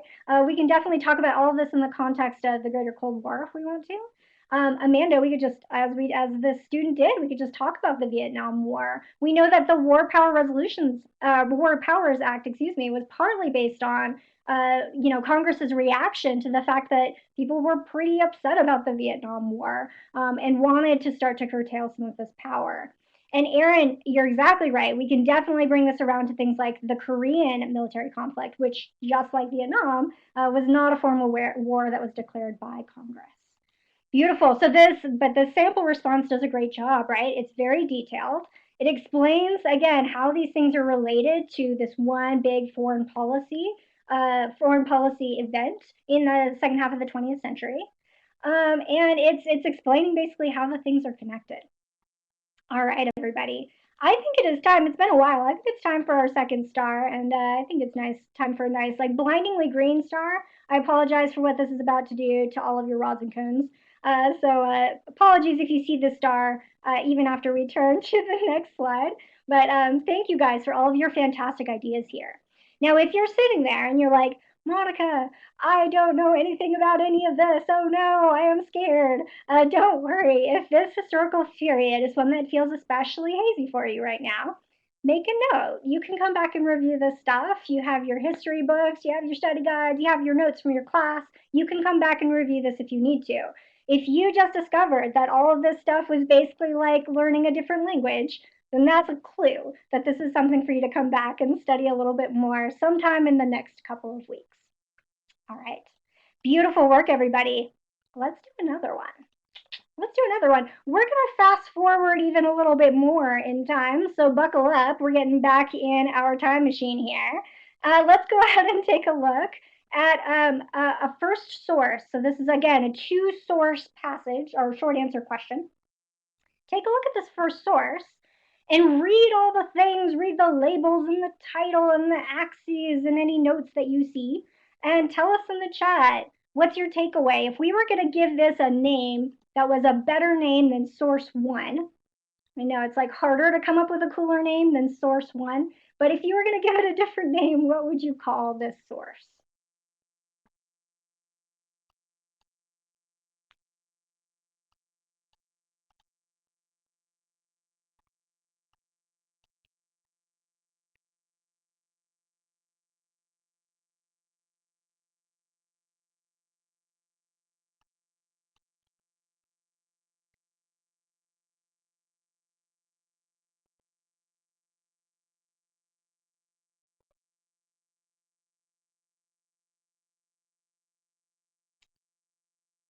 So far I can see the title. That's what I would read first here.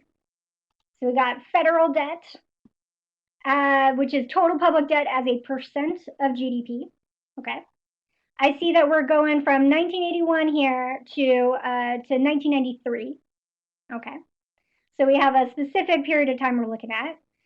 And I can also see that we have a little bit of trend going on here, which is basically like it goes up and up and up and up and up and up. It just goes up and up and up and up. So Jacob's saying, ooh, I have a feeling that this is going to be a Reaganomics thing. If we saw like, ooh, 1981 and ooh, okay, this definitely seems like we are in the Reagan years for sure. And Mona, yeah, we're talking about the rise of the federal debt. Good stuff. So if we wanted to, we could rename this source something like Rise of the federal debt. I'm going to call it federal debt goes up and up and up, because that seems to be what's going on here. That also helps me remember like what the trend is later, so I'm not going to have to spend a lot of time reviewing this. If you notice that there are these shaded areas, good, because the shaded areas are relevant. So in this case, they tell us that the shaded areas indicate US recessions. So this might be a good opportunity to kind of review some of the stuff we might know about various recessions during this time period. Does any of you remember like what was going on during this block of time? Like it looks like it's like from somewhere between 1981 and 1983, we have this, fairly decent sized looking recession. We can see that the federal debt pretty much just goes up almost the entire period here. And then we have another thing going on in 1991, or just before 1991, that looks kind of similar. And again, it seems like the total debt, the federal debt, just kind of goes up during this time period.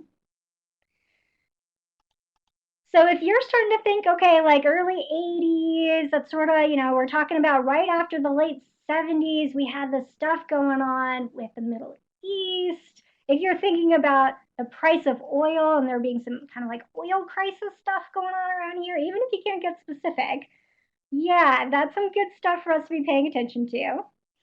And in 1991, we have a similar oil shock happening as a result of the Iraqi invasion of Kuwait. So we have a couple of little recessions going on here that we're going to want to keep our eye on.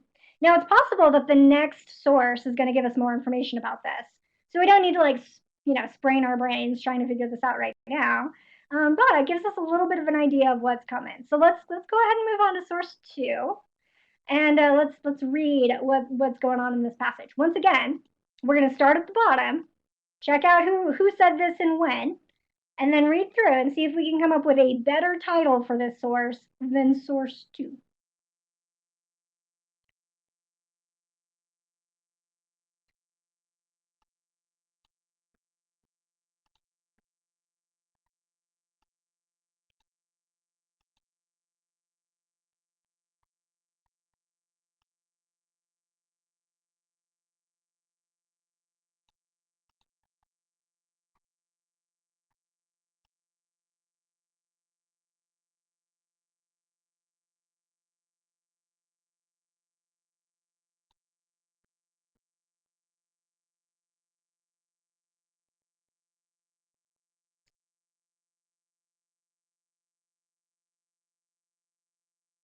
Good.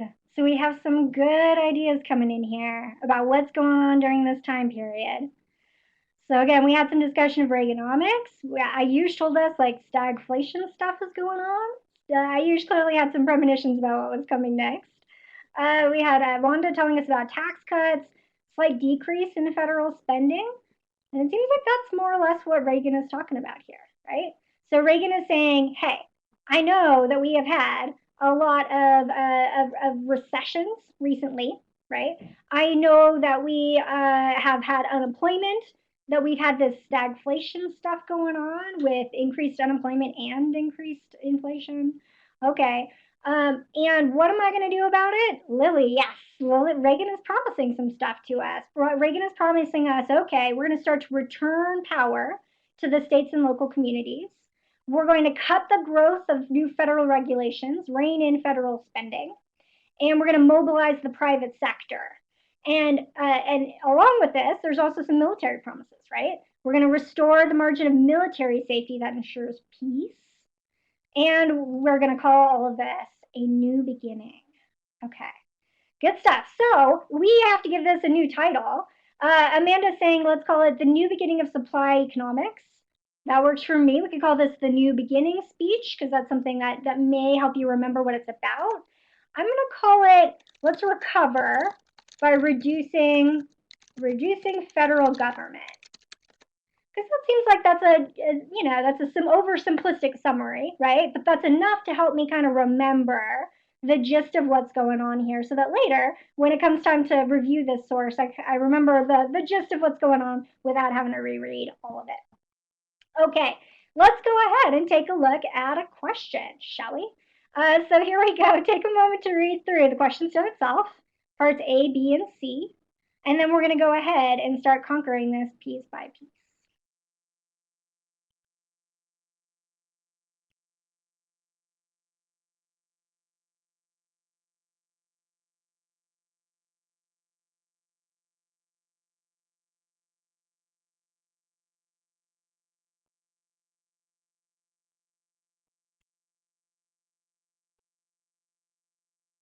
Okay, here we go. You guys ready to dive in here? We're going to start with part A, and we're going to follow our method, which means we're going to think about planning some specific examples that we can provide, and then we're going to go ahead and write, we're going to aim for something along the lines of 2 to 6 sentences, or 3 to 6 sentences ideally for each part. Okay, let's go ahead and start with part A. So we're being asked to briefly explain the main point by source 1. We know that was the graph that says federal debt is going up and up and up. So we are basically going to summarize that. But is there any context or historical facts that you feel like we can throw in here that might bolster our argument? If so, tell us in the chat. Let's review what we know.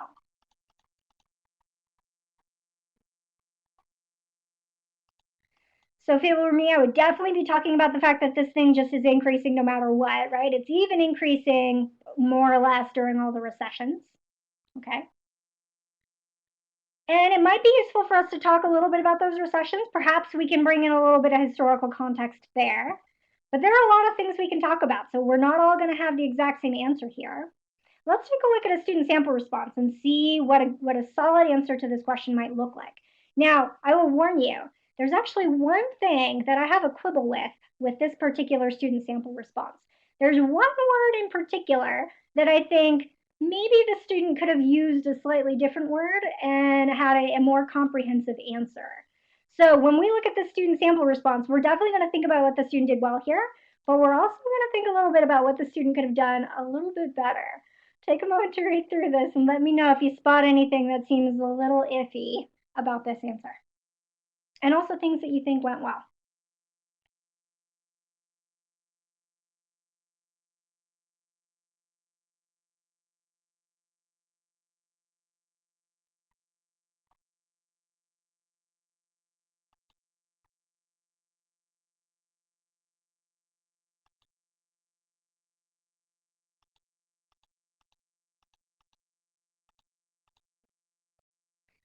Okay, so some things that this source did this answer did particularly well is, first of all, it answered the question, right? It said, what's the main point made by source 1?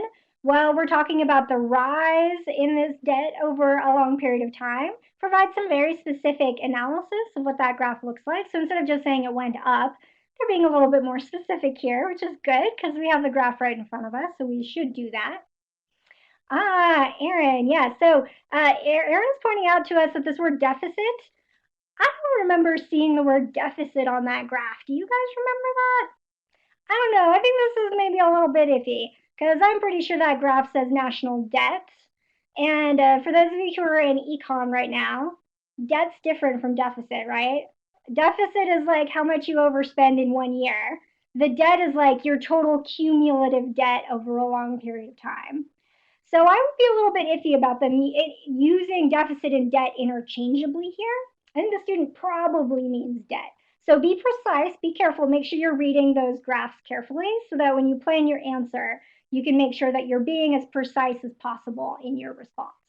But again, the student did a very good job of providing like the big picture, what did we learn from this source, with some very specific details. Okay, let's go ahead and take a look at part B and then part C. So for part B, we need to briefly explain the main point made by source 2. This was, as we called it, the recover by reducing the federal government speech that Reagan is giving, the new beginning speech.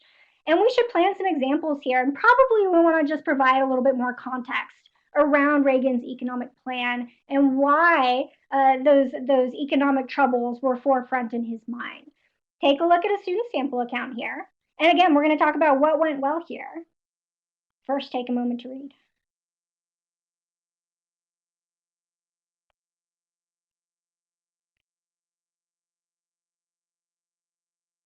Okay, there it is. Nice and short and to the point. Again, we provide some nice context about what's going on here, why Reagan is doing this, when Reagan is doing this, and his ultimate hope that this would help restore confidence and spur economic recovery. Done and done. Again, nice and concise. We don't have to throw the kitchen sink in there, but exactly what's needed and then be willing to move on to the next part. That's what we're going to do now. Let's check out part C, and then we'll go ahead and do a little bit of a wrap up here. So for part C, this is where things get a little bit more in depth, right? We need to provide one piece of evidence dealing with the American economy in the 1980s and explain how it supports the interpretation in either passage. Okay, so a few things we could do here. I think we could continue to provide maybe some context around Reagan's plan. And maybe we could think about some like cause and effect here, like what led Reagan to create this plan, and maybe like let's think about the effects, right? This is a historical thinking skill we're going to use a lot on this exam. What caused this, and also what were the effects of this particular plan? Let's look at an example of a student response together. And again, let's talk about what went well with this student response.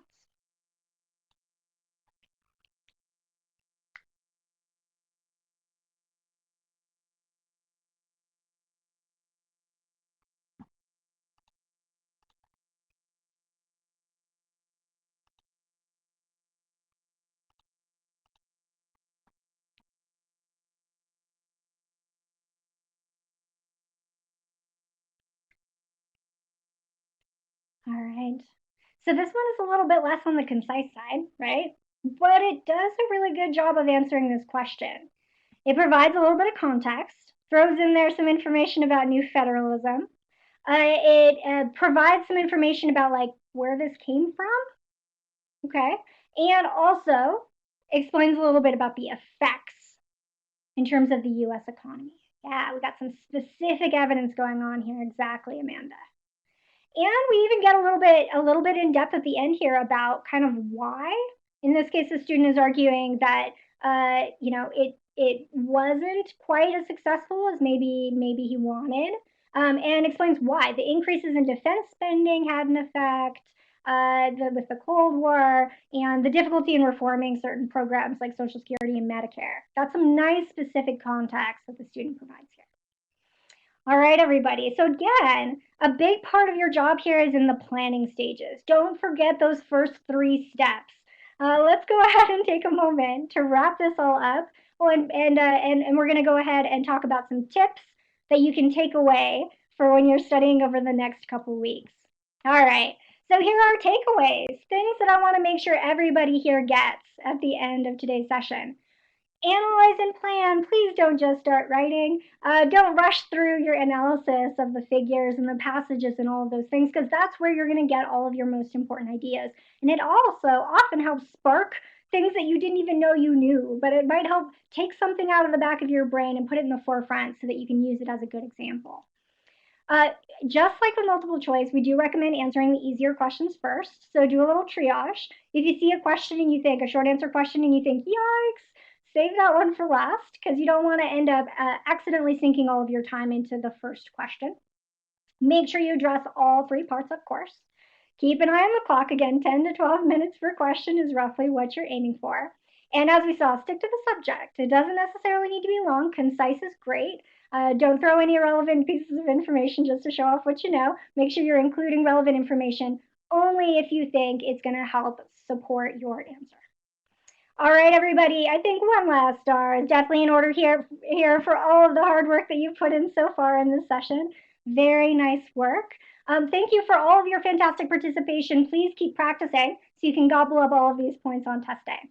And now, please stay tuned. Next up, Greg will be walking us through some tips for conquering the DBQ section. See you guys soon.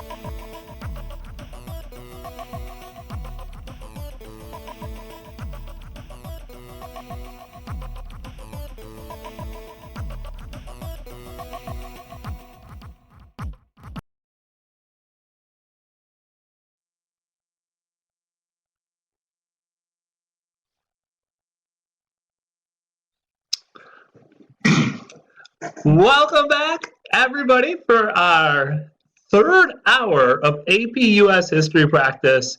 So if you have made it with us from the first minute, take your hand, give yourself a pat on the back because you are leaving some of your competition in the dust. So great job.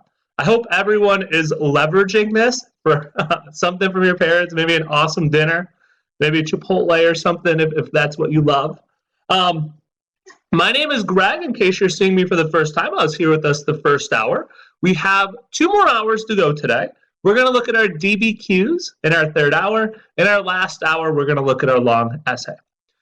And again, we have our same awesome Kaplan team with us. We have Monica, who's going to be back in the chat now. We have Rob. We have Gretchen. We have Phil.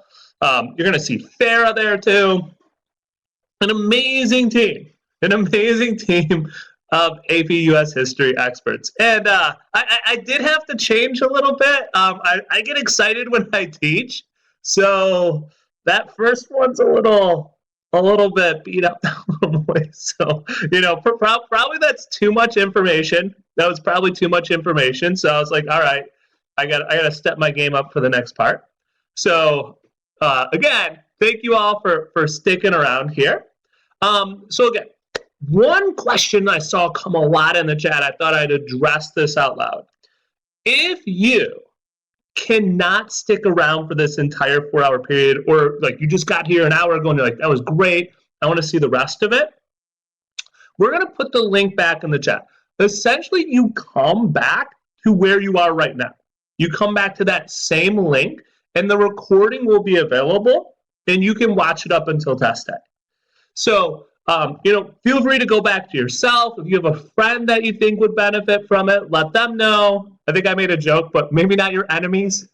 Maybe just your friends, but no enemies. Hopefully we don't have too many enemies, but, maybe you're competing for the top of the class with someone, but who knows? So, yeah. So come back here. You can watch the whole thing from the first minute to the last second. You'll even be listening to this very part again if you come back and check it out. All right. So as we're about to dive into this session, I had an item I was going to state during the first hour. I forgot to, but I think it's a nice little way to ease us into this hour. So quick little funny story. It was probably about 10 years ago. I was eating in a restaurant, and this table behind me, they were about to pay, and this guy was looking at a $10 bill. And he just got mad. He's like, why is this guy on the $10 bill? He was the worst president ever. Help me out, everyone. What was wrong? What was wrong? Let's see if we can tie this in with our US history. What was wrong with what this fellow diner was saying? And he was so wrong that I had to embarrass my wife by turning around and filling him in. He got an impromptu AP US history lesson. So what was this guy doing when he was staring at the $10 bill and saying that this guy was the worst president ever? What did he ever do to deserve to be on the $10 bill? Why was this guy so mad? Why was he so wrong? Why did teacher Greg here get so feisty? Yeah, it was Alexander Hamilton, who sure was not a president, right? But he did lots of awesome things, lots of awesome drafting. Yeah, exactly. So Alexander Hamilton was never a president. And I'm sure that this person did not come to the Prepathon lesson on AP US history. Probably needs to go back. I should go find that guy. But, good to know for all of us, right? To remember just some little bit of extra facts. Alexander Hamilton, definitely very, very prominent person, even without being a president. All right. So with that little fun fact out of the way, let's dive in here and let's talk about our DBQs. So most commonly, so if you hear someone say DBQ, I know the first time I heard it, I got excited. I thought someone was saying BBQ. I was like, yeah, barbecue? Like there's barbecue on the test? I thought that was going to be a pretty cool thing, but nope, nope, are document-based questions. And I'm sure, as we all can imagine, a document-based question, it kind of says itself, right? So it kind of says enough. There's going to be documents that we're going to have to use. So let me bring out my green arrow here. What are we going to have to do? Well, we're going to be given certain materials. So it might be an essay, might be statistics even, might be legislation, might be a political cartoon. You probably have noted we've seen these a bunch of places already.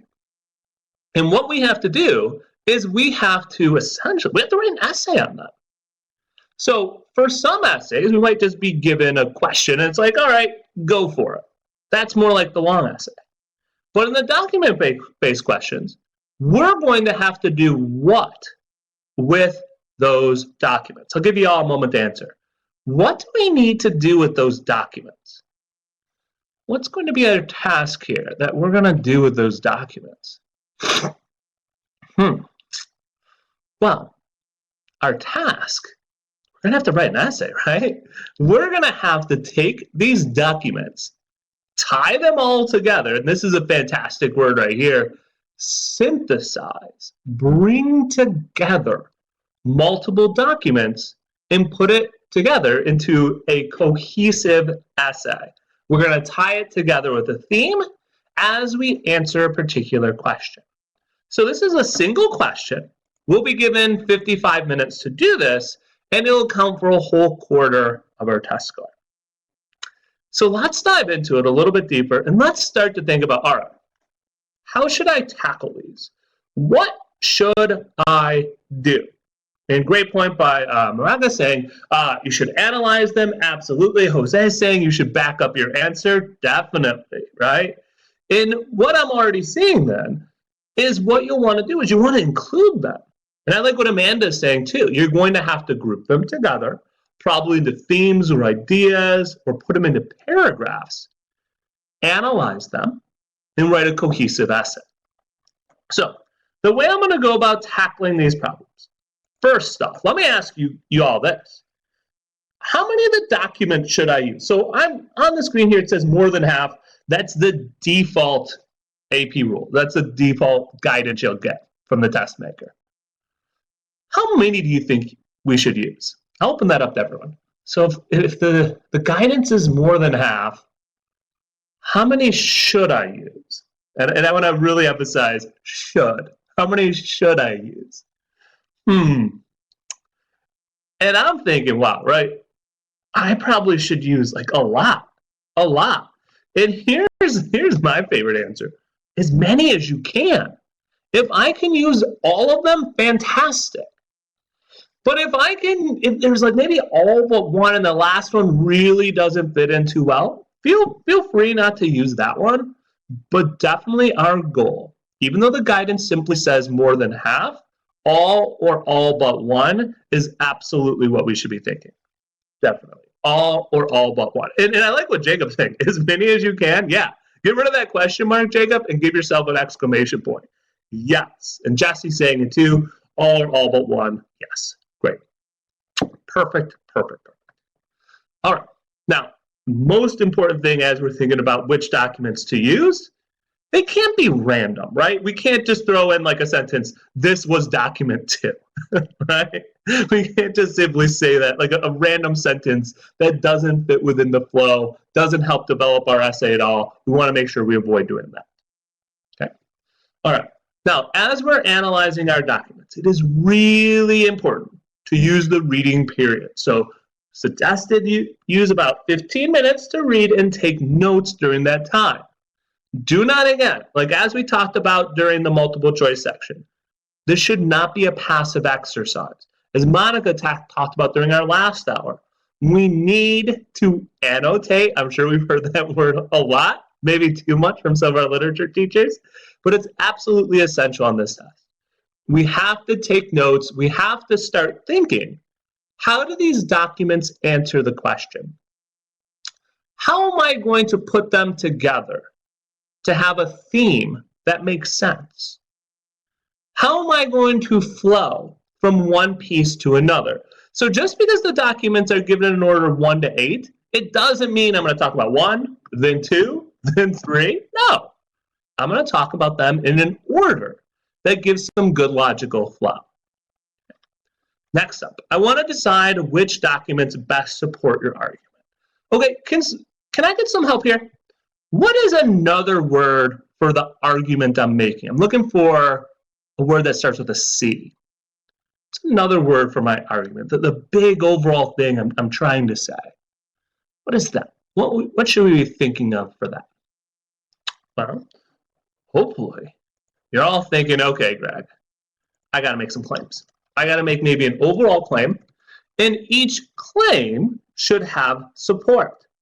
It should have evidence that backs it up. So, for example, if I was to simply say, I don't know, I'll grab my snack here, Cool Ranch Doritos are the best snack in the world. That's a claim, right? That's a claim. If I just say Cool Ranch Doritos are the best snack in the world, as Naomi and Kate said, those are claims. Do I simply just can move on and be like, all right, everyone's going to agree with me? Now, there might be some of you that will agree with me, just like offhand, but the rest of you might be saying, well, why? Why? And that is something we want to think about anytime we make a claim. Have we said why? Why are Cool Ranch Doritos the best snack in the world? Maybe the seasoning is delicious. Maybe they're ultra crispy.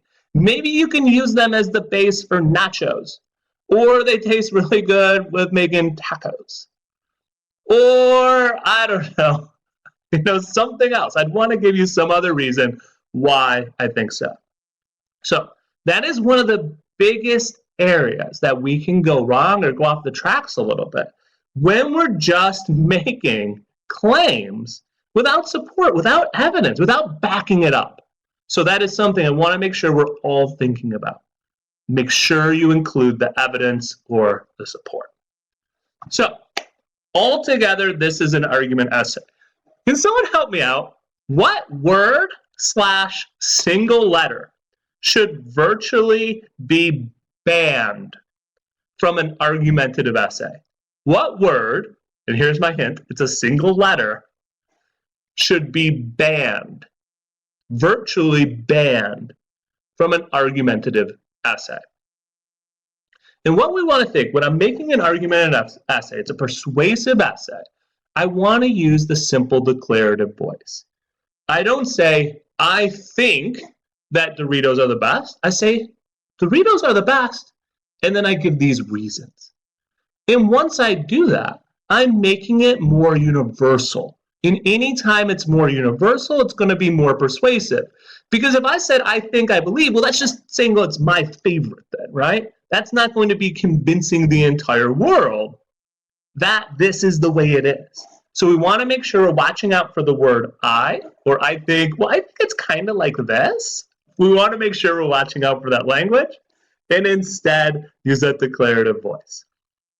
All right, perfect. I saw Jezreel, Jose, Andy, Kate, Jake, Sophia, Flash got it into. Excellent, excellent, excellent.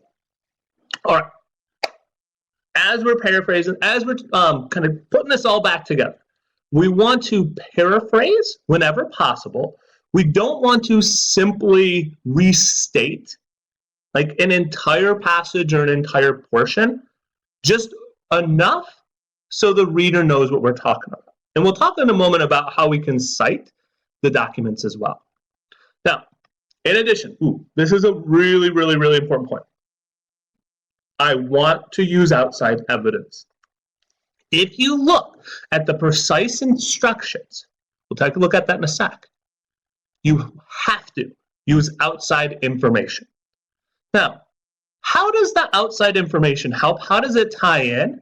Well, it's going to support the documents, the events, the time frame that it took place in. So as we get a question, we really want to think about, all right, well, what do I know about that period? What other events? What might this lead to? How will this fit within the causal chain? Like one event causes another, which causes another. So if they leave out an intermediate event, we want to make sure we're getting that in there. So we can help saying, all right, I don't go from A to C, I go from A to B to C. So those outside pieces of information definitely vital.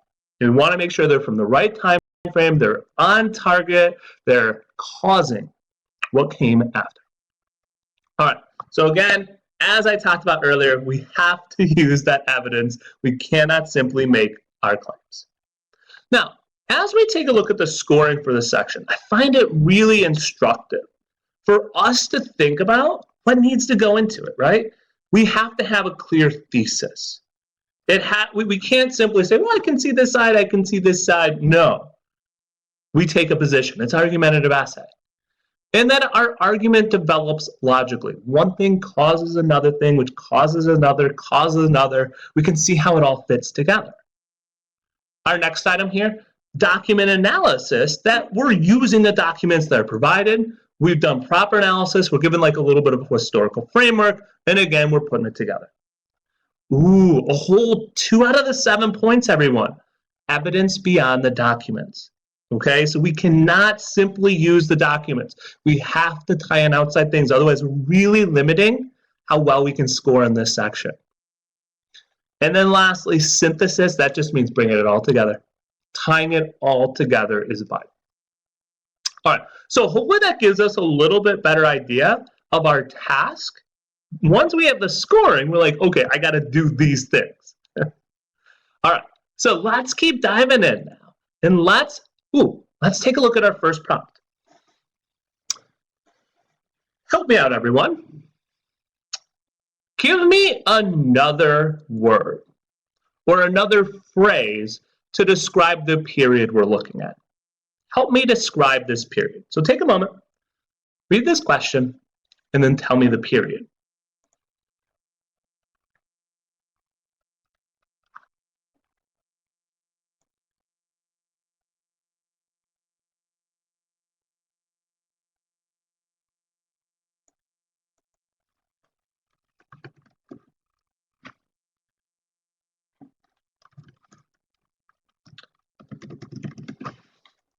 All right, so let's take a look. So as we're seeing this, all right, 1765 to 1776, declaring independence, okay, right? This is the revolutionary, pre-revolutionary, end of the colonial period. We want to harken back to that period. We want to remember some general themes. What took place during this time? Okay, well, the colonies sought independence. They were mad at the British. What in general, right? Ooh, so I'm seeing lots of great things. Aaron said colonial, revolutionary. Ratika said the just pre-revolutionary, perfect. The pre-American Revolution subverted you. That's perfect. Perfect. So we want to try to remember as much as possible, get ourselves in that mind frame before we get rolling with this question. Now, the second most important thing to do is to say, all right, what is this precise question? What is it asking me? I always like to put it in my own words. So here's my own words. America was getting along or wanted to make up, that's reconciliation. And then they shifted to declaring independence. Okay, so they wanted to make up to, oh my gosh, what's that song? Is it We're Never Getting Back Together? Never, ever getting back together. I think we all should be like singing that song by the end of this, right? Like they were trying to reconcile, like there was like maybe flowers being sent, some chocolate bought, and then now we're never, ever getting back together, right? That's what we got to think. That's what's happening here, right? Okay, perfect. So I'm already starting to think about some themes, some events that took place during that period, so I can create an essay that sticks together. All right, so a couple other items I want to think about as I'm diving into this. I want to think about the themes. What are the major themes during this time? And then also, what documents or outside facts am I going to use? So, for example, if I get 7 documents, maybe I'll use all 7. Maybe I'll think about, okay, what order should I put them in? Now, can someone help me out? Can someone think about what is a general good way, if we're talking about history, for history, how might I order documents that have different dates. How might I order them? If they have different dates, so they give me a 1765, then a 1770, then a 1766, then a 1776. How might I order those as I'm writing my essay? Well, if we're thinking about, right, this is like a linear thing, moving from getting along or wanting to get along to completely separate. Well, we probably should do it in chronological order. That's probably a great way to think about it, because they were feeling okay, and then not so okay. And we want to think about what happened during that. Oh my gosh, I love Kate's theme. Taxation, absolutely. I think Kate has a great head start on her essay already. Because if we're thinking about like what kind of pushed things over, it was absolutely taxation. Awesome. All right, and we got to get our history down. What else happened? Like wars and dates of wars are really, really important. So the French and Indian War ended right about this time, 1765. So then what happened after that? Well, as Kate said, there was a lot of taxation trying to pay for it. There was not a lot of happiness about that. Not a lot at all. All right, so great by Andy and Kathy getting those in there too. That's perfect. All right, so let's dive in. Let's take a look at our first document. And as I said, when we're talking about multiple choice, we want to make sure we're analyzing it. We want to think about what's important. So we're going to probably grab the date and then overall what is being conveyed. So why don't I give us, gosh, how about 45 to a minute here? 45 seconds to a minute. Read it, analyze it, and then write me a note in the chat. Dive in.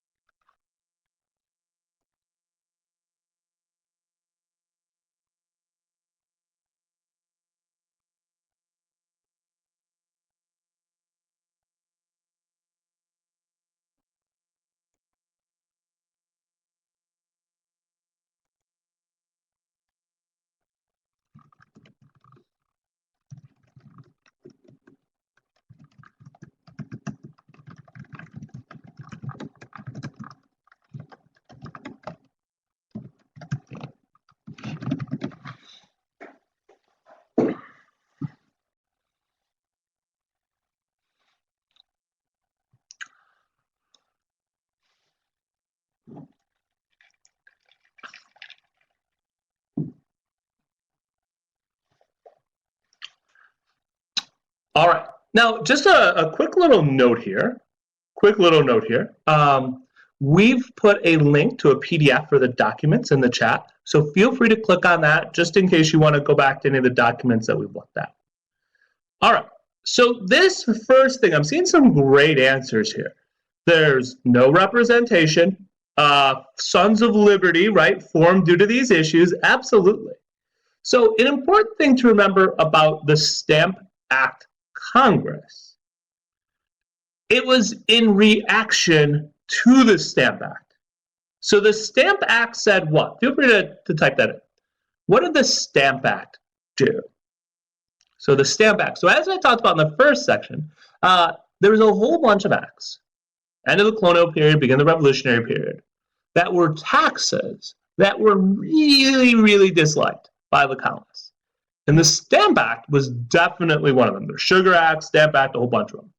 So what the Stamp Act did is anything that was stamped. So I know when I first learned this, I was like, oh, stamps? Like, that's not that big of a deal, right? Like, I don't buy that many stamps. I don't know if anyone else thought that too. You're like, I don't buy that many stamps. How's that going to be that big of a deal? But it wasn't just stamps, right? It was anything that was stamped. So pretty much anything that had paper. And they didn't have computers yet, so this was a big deal. So this was absolutely a big deal, anything that was stamped. So, okay, cool. So this one right here, exactly, perfect. So it was a tax placed on paper goods, literally any paper. Any paper, you're in big trouble. All right, and then so what this was is the colonists saying, all right, we don't like this. We don't like this. And what you might notice is as it was written, it's kind of in a nice way, kind of in a formal way. We weren't really getting too feisty yet. We're saying, hey, this is bad, but hey, okay, take a look here. Like our humble opinion, respecting the most essential rights, talks about his grievances, and a couple things to note here. Talk about duty to his majesty's person. So this is going to be written to the king, and it talks about acts of the parliament. So trying to reach out to the king to say, hey, the parliament did this and we don't really like it. We don't really like it. Okay, perfect. All right, so those are some of the big things we want to think about for this one. And we're probably noticing 1765, this is the beginning of the time frame, and it seems relatively positive, saying, okay, if you fix this, we're all good, just fix this, and we'll keep moving on with our relationship, it'll be okay. All right, let's take a look at our second document, make sure we can analyze this properly. Take a look at this one, and as you've analyzed it, give me a note. Put it right in the chat.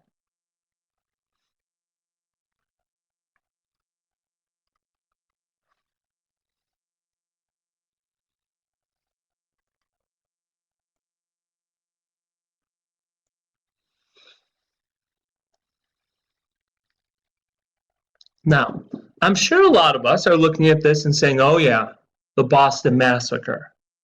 And we're thinking, all right, what happened at the Boston Massacre? Okay, well, 1770, a little bit further on, this is when some colonists were killed by British soldiers. And you'd have that down as your starting point. But we want to make sure we dig a little bit deeper and talk, and we're already starting to think about how it ties into the first thing, how it ties into the really strong discord, the dislike, the problems. Well, here, even from this woodcut, it tells us that, or it shows us that one side has guns, they're shooting them down, and we want to think a little bit more about the context of what happened. So, in this scenario, right, they were protesting the legislation, protesting the taxes. It was kind of a big protest too. Then they shot him. They killed him. Now, that is a great starting point. But here's another big thing that if you have down can really help enhance your essay. The writers of this task could have given us anything. Does anyone know why they use this particular document? Does anyone know why this particular document was used? This is a really, really key feature. And I'm going to tie this into what Jose said. They were shots heard around the world because if it happened, okay, that's one thing. But it's another thing about the reaction to it, how widely this information was dispersed. And this woodcut was dispersed like everywhere. Like everyone knew about this, everyone saw this. So not only having the information, but like seeing the entire picture was really important. And so what that does, having that picture everywhere, it makes this feeling spread and increase as well. So definitely this initial tension, or like with actually like physical confrontation, first outbreak of violence, is immediately saying, yeah, actually it's really, really important that. Cool. All right, so we got this document down. Let's take a look at our third document. Now on this one, I want to give you all a moment to read, and then feel free to sum it up for me.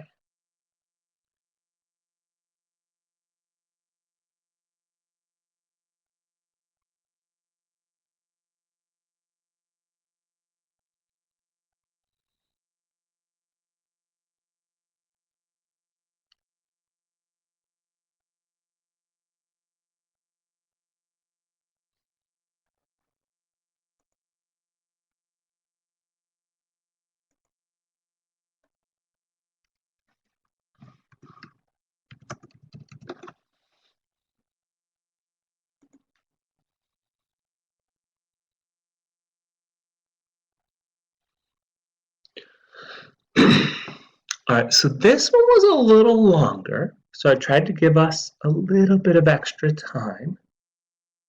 What is going on here? Okay, so we get these letters. What do they say? What do they say? Well, they say, we cannot be secure in our property. Ooh, if others are trying to take it away. So if I had to say like one big thing here, I would use the word maybe like autonomy or independence. Ooh, I love what Ratika's saying too, taxation without representation. Yeah, we can't live this way any longer. Excellent. Now, something we might want to think about again is what's the tone here? What is the tone in this desire for freedom? And again, we're seeing it's a pretty positive tone. Now, a quick note on this. If you knew this fact, that's awesome. This says it's letters from a farmer. Does anyone know, was this actually a farmer? Was this actually a farmer here? John Dickinson? Was John Dickinson actually a farmer? No, he was a legislator. This was just kind of like, maybe he was trying to make himself sound a little more humble. I'm just a humble farmer. No, but definitely a very persuasive thing. Again, and all these documents are things that were really widely spread out throughout the colonies. All right, so again, we want to be thinking about how we're going to use these. Let's take a look at our next document, document number 4. First off, everyone, what's our date here? What is our date here? Well, let's see. Our date here is 1774. Okay, this is when it's getting down to business a little bit more. And as you'll see, these are not simply just respectful, hey, do this. Now this one's saying, like, we're not going to take it anymore. We're mad as, and we're not going to take it anymore. We cannot submit to this. We cannot submit to this. So as you'll see, the language is heightening. Now, something we want to think about is we've had 1765, 1770, 1767 to 68 were those letters from the last one, and now 1774. As we're thinking about what should go into my essay, I want to think about what happened in the intervening time between 1770 and 1774. What's happening? And there's one big event, that is very, very noteworthy that happened right around this.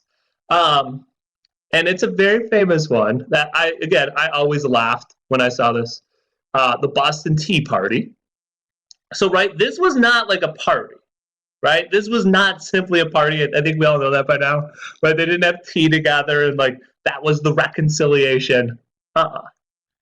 What happened to the Tea Party? What happened to the Tea Party? It was not a party. It's not a party. So the Tea Party was what? Yeah, that was the dumping of the tea. Like a lot of tea. A lot of tea was just thrown out, saying, get your stinking British tea out of here. We don't want it. And then naturally, if you dump someone's whole tea, you dump someone's whole shipment.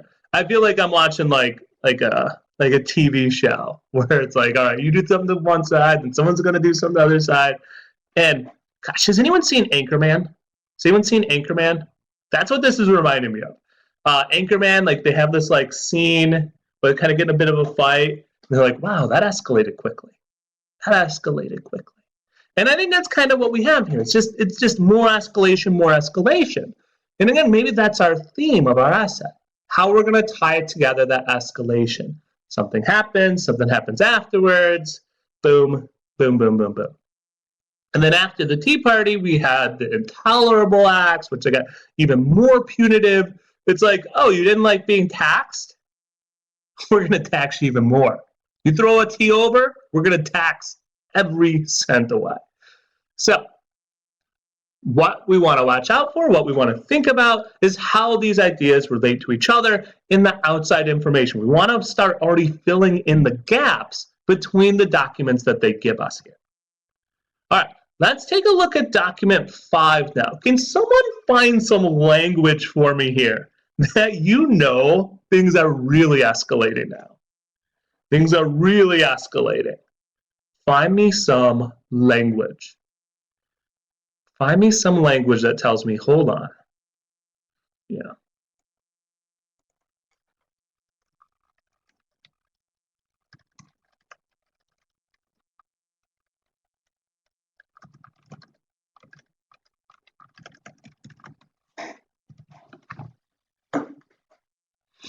All right.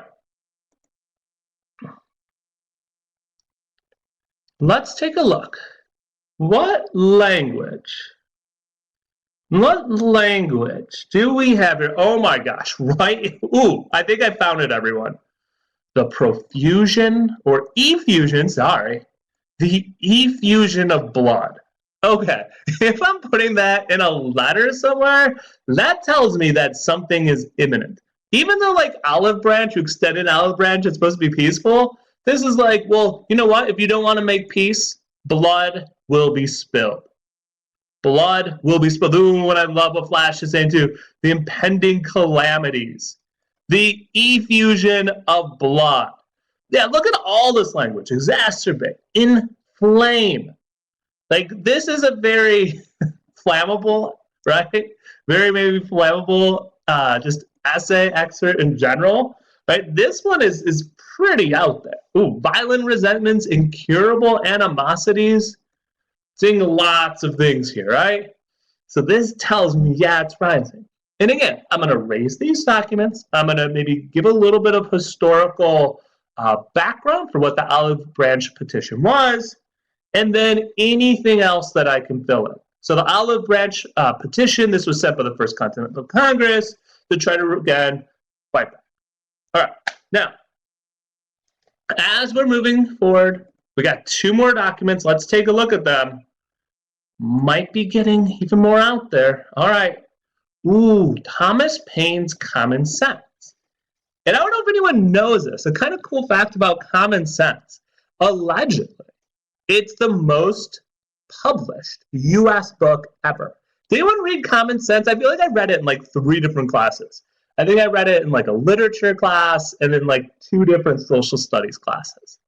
So Common Sense, and I think they said at like the time, like 50% of the population owned the book. And then since then, it's been published again and again and again. And one of the noteworthy things from Common Sense is that it was written in this really accessible way. It was supposed to be written in a really straightforward way, trying to get us down to action.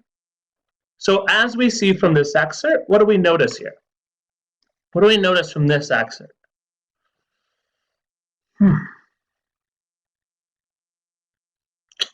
Well, it puts it in a way that maybe everyone's used to, like procrastinating. Like, okay, maybe sometimes we procrastinate doing the things we don't want to do. Maybe y'all have been procrastinating studying your AP US history a little bit, but I'm glad you shook that off and came today. So, what are we procrastinating? Oh yeah, separation, taking that last step. We can't live under this tyranny anymore. We got to do it. We got to do it. So it's a call to arms while putting it in really, really clear terms. So great job, Amelia. Definitely urge this rebellion. You've got it. All right. Last step. What do we have here? Help me out. What do we have here?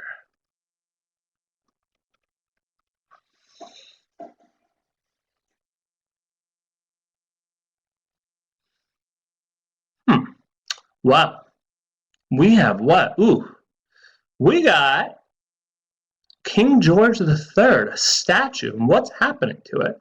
It's being pulled down, being taken apart. So 1776, I think that's a very, very famous year. Yeah, being taken down. So this tells us the feeling toward King George III, towards the British. What are they pulling down? They pull down the music. Yeah, independence is on its way, absolutely. And a little fun fact, apparently, allegedly, this was melted down and used as muskets against the British, against the opposing side. So that was, I was like, yeah, like they do not like this statue. All right. Hopefully, we've now understood these documents, and we've already started to craft a little bit. All right, what key events do I want to use? What order should I put my things in? Well, the first thing, as we said earlier, you guys did a great job answering my question for me. Chronological order, I think, makes sense for this one. I want to talk about how something causes another. So again, I want to think about the causal chain here. How is one thing causing another? Okay? Now, within those documents that I plan on using, I also want to be placing in what happened in between. So if we think about some of the documents that we had here, let's see, we had a 1765. Let's see, we also had 1767. So 1765 was the first from the Stamp Act Congress. 1767 was the letters. We had 1770 with the Boston Massacre. And then we also had some others as we got closer to it. So 74, 75, 76. So then what we want to do then is think about some events that took place in between them. So great places to put outside information. Like here, maybe what preceded that first letter.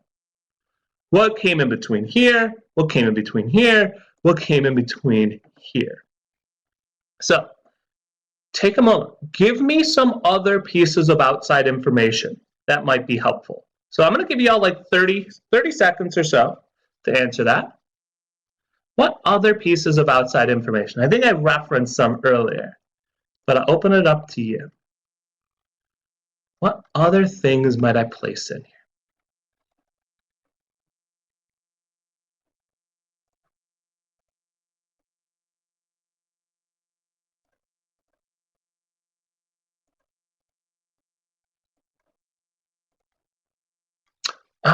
Okay. I want everyone to be honest for 1 second for me. Did anyone else, let me know, did anyone else, when you first learned about Lexington and Concord, did anyone else say, why did it start in Kentucky? Or am I the only one? Am I the only one who thought that? I held that belief for way too long in history class. I was like, why would they start it in Kentucky? Like, that just seems a really strange place for the war to start. Because I know we got Boston Massacre, Boston Tea Party. Like, why are they in Lexington, Kentucky? And obviously it's a different Lexington, maybe a much smaller Lexington nowadays, but definitely Lexington and Concord, as Bertie was saying, is a different one. So yes, absolutely. I want to throw in Lexington and Concord. I want to throw in the Proclamation of 1763. I want to throw in the Navigation Acts. Absolutely. So we got our Proclamation of 1763. We might also have the end of the French and Indian War. Bring that in. What else? What about the acts, right? This is the Stamp Act Congress. So if it's the Stamp Act Congress, and we already said, yeah, it's referring to, or it's a response to, the actual Stamp Act. So I want to probably get that in there. And this is the way we want to draw our outline out, or think about how we're going to sequence our essay. If they give you time periods, you want to get in what happened in between those time periods to help lead to something else. So the Boston Tea Party, we said, oh yeah, we'd probably want to get that in there. We'd probably also want to get like the Sugar or the Townsend Act, some of those other acts that we know down. I think we also talked about a little bit the, okay, so Sugar, Townsend Act as well. Talked about the Intolerable Acts, lots of different acts. So this is a great time for us to like scour our memory of all the different acts, the taxes that took place, and then think about where they would best go. So this is a great way to start off with our outline.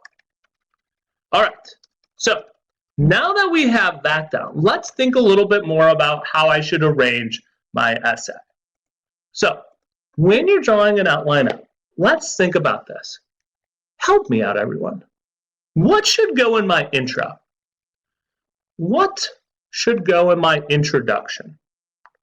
What should go in there? What kind of things? What should I make sure I include? And I always like to say, there are two big things that any introduction should have. One, we should set the scene.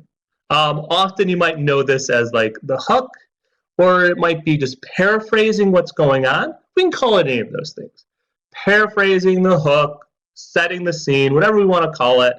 Absolutely, we want to give that introduction first. What else? What else should go in my intro? And it probably should end in introduction. Probably should end in introduction. So we talked about having that hook, setting the scene at first, establishing that historical context. Again, we can call this our hook. We're setting the scene.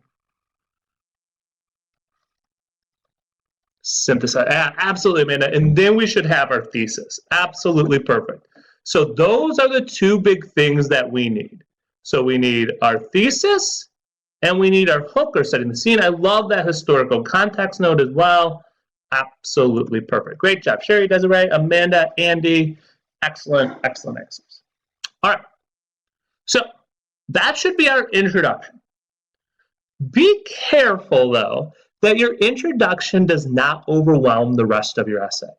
I've seen a lot of like sample ones that TestMaker will put out about things to watch out for. And that's one of the big ones, is to make sure that our introduction does not take up more space than the rest of the essay combined. Our introduction should maybe be like a fifth of it or so. Make sure you leave time to really dive into your claims and your evidence. All right. So now that we're going into our body paragraph, we want to aim for roughly a 5-paragraph essay in total, so about 3 body paragraphs is a good number. So for each of those body paragraphs, what should go in there? Topic sentence, right? We got to say, this is the main point, this is what I'm going to talk about in that paragraph. After that topic sentence should introduce maybe my first claim. Want to make sure we're incorporating those documents. Paraphrase them, don't just restate the whole thing. Give some analysis and support the topic sentence. And as I mentioned like 10 times already, we're going to squeeze in that outside information, connect document to document. So I don't just jump from one document to one document all the time. I'm going to use outside information to help be the bridge. So if I'd write down one thing, if you guys are taking notes somewhere, make outside information your bridge. Maybe I'm going to write that on the screen here just to emphasize it. This outside information should be your bridge to provide additional support. In our concluding paragraph, just going to recap our thesis, maybe state it in a new way, maybe talk a little bit more about how we developed our argument from beginning to close. All right, so with all of that, want to make sure, right, we're tying everything all together. We're thinking about using great transitions so the logic makes sense. Let's now take a look at a sample essay. So that's what we're going to do. So we got about 5 minutes left. We're going to take a look at a sample essay. We're going to analyze it a little bit, and then we'll do a little bit of a wrap. All right, so help me out, everyone. Where do we see the thesis here? And take about 45 seconds to read this entire thing first.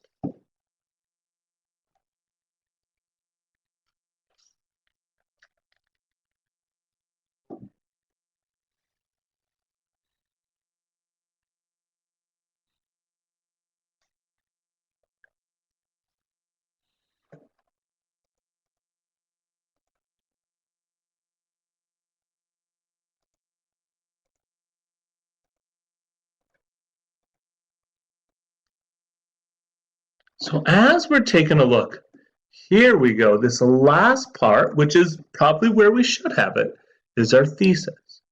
What is the general theme that this writer put together? Said, okay, this American identity is coming out, wanted independence, and didn't like the taxes, right? Ooh, didn't like the parliament, all the rules they're putting down, all the money they're trying to take away for real no reason. Yeah, definitely. And then what we saw in this intro part, this top part, set the scene. You already see some outside pieces of information, right, everyone? This wasn't necessarily given to us, right? This Treaty of Paris, that's an outside piece of information. Talking about the end of the war, that's it. Talking about this general inclination to levy heavy taxes. Already fragile relationship, again, bringing in some outside information. So, first paragraph, set the scene, give the thesis, incorporate outside information seamlessly.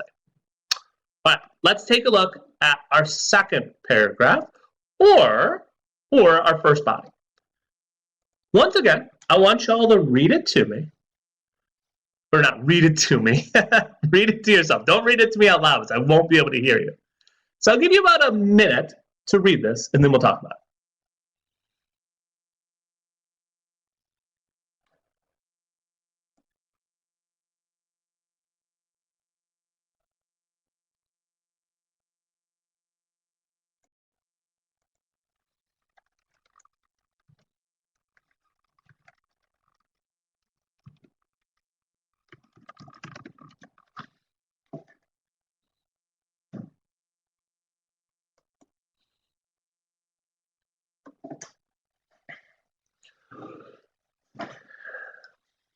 All right, so let's talk this one through.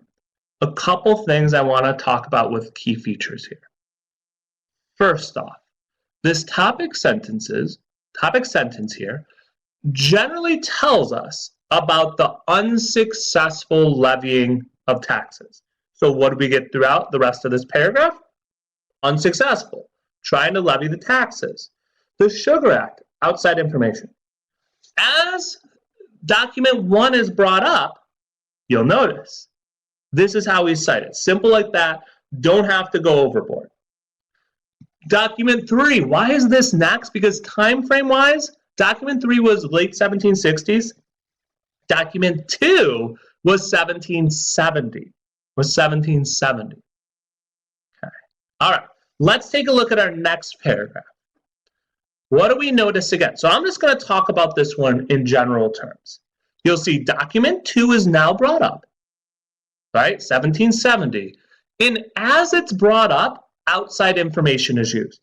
The Tea Act, which then leads to the Boston Tea Party, talks about what led to the Boston Massacre. So our task here is to add a little bit more bulk to the thing that the documents or the pictures will cite. As we take a look at our third body paragraph now, once again, we're bringing in more documents here, tying it in to more outside information. So here again, First Continental Congress, a little bit more information about that. And again, staying in that same time frame. And again, this is Lexington in the New England area. It's not Kentucky. It's not Kentucky. I thought it was for a little bit, but it was not. It was not. And then our last body paragraph, once again, we're keeping that same chronological order, 5, 6, and 7, adding outside information, tying this together with what's going on. These taxes made them mad, tried to reconcile, didn't work, and things got even more heated before it finally dissolved. And then as we're tying this all back together, our conclusion, what do we do here? We talk generally about how we developed our argument. And again, as I mentioned, we did not see I think or I believe once. We're dispassionately, we're universally stating what happened. And with that, let's take a look at a few takeaways that we can remember from this section. Make sure you take notes while you're reading the documents, and you're already starting to think how they're going to tie together with your theme. Before you start reading, organize your documents. Chronological order made sense for this one. For another one, it could be a little bit different. And make sure you use outside information to follow up or to connect those ideas. Our argumentative essay is not going to be I think or I believe. And our last big thing to do, what's an awesome essay going to do? It's going to tie it together with historical context. It's going to place your argument squarely within it instead of being independent from it. And with that, our hour is up. We have one last hour coming with our long essay with Monica My name's been Greg. I had a delightful time sharing part of this afternoon with you. Keep at this, keep studying. Let us know, keep getting those questions in. Let us know how we can keep helping. And with that, have a great afternoon, everyone. I'll still see you in the chat over the next hour, though.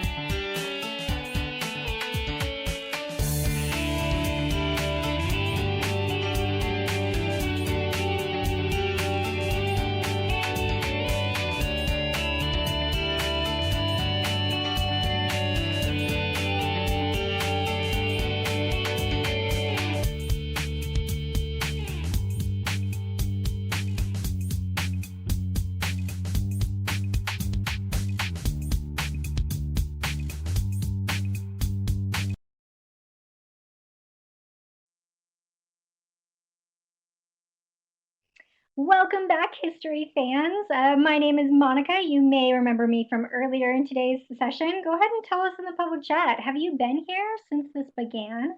Have you been hanging out the entire time? If so, it's wonderful to see you. If you're brand new to this, it's wonderful to see you as well.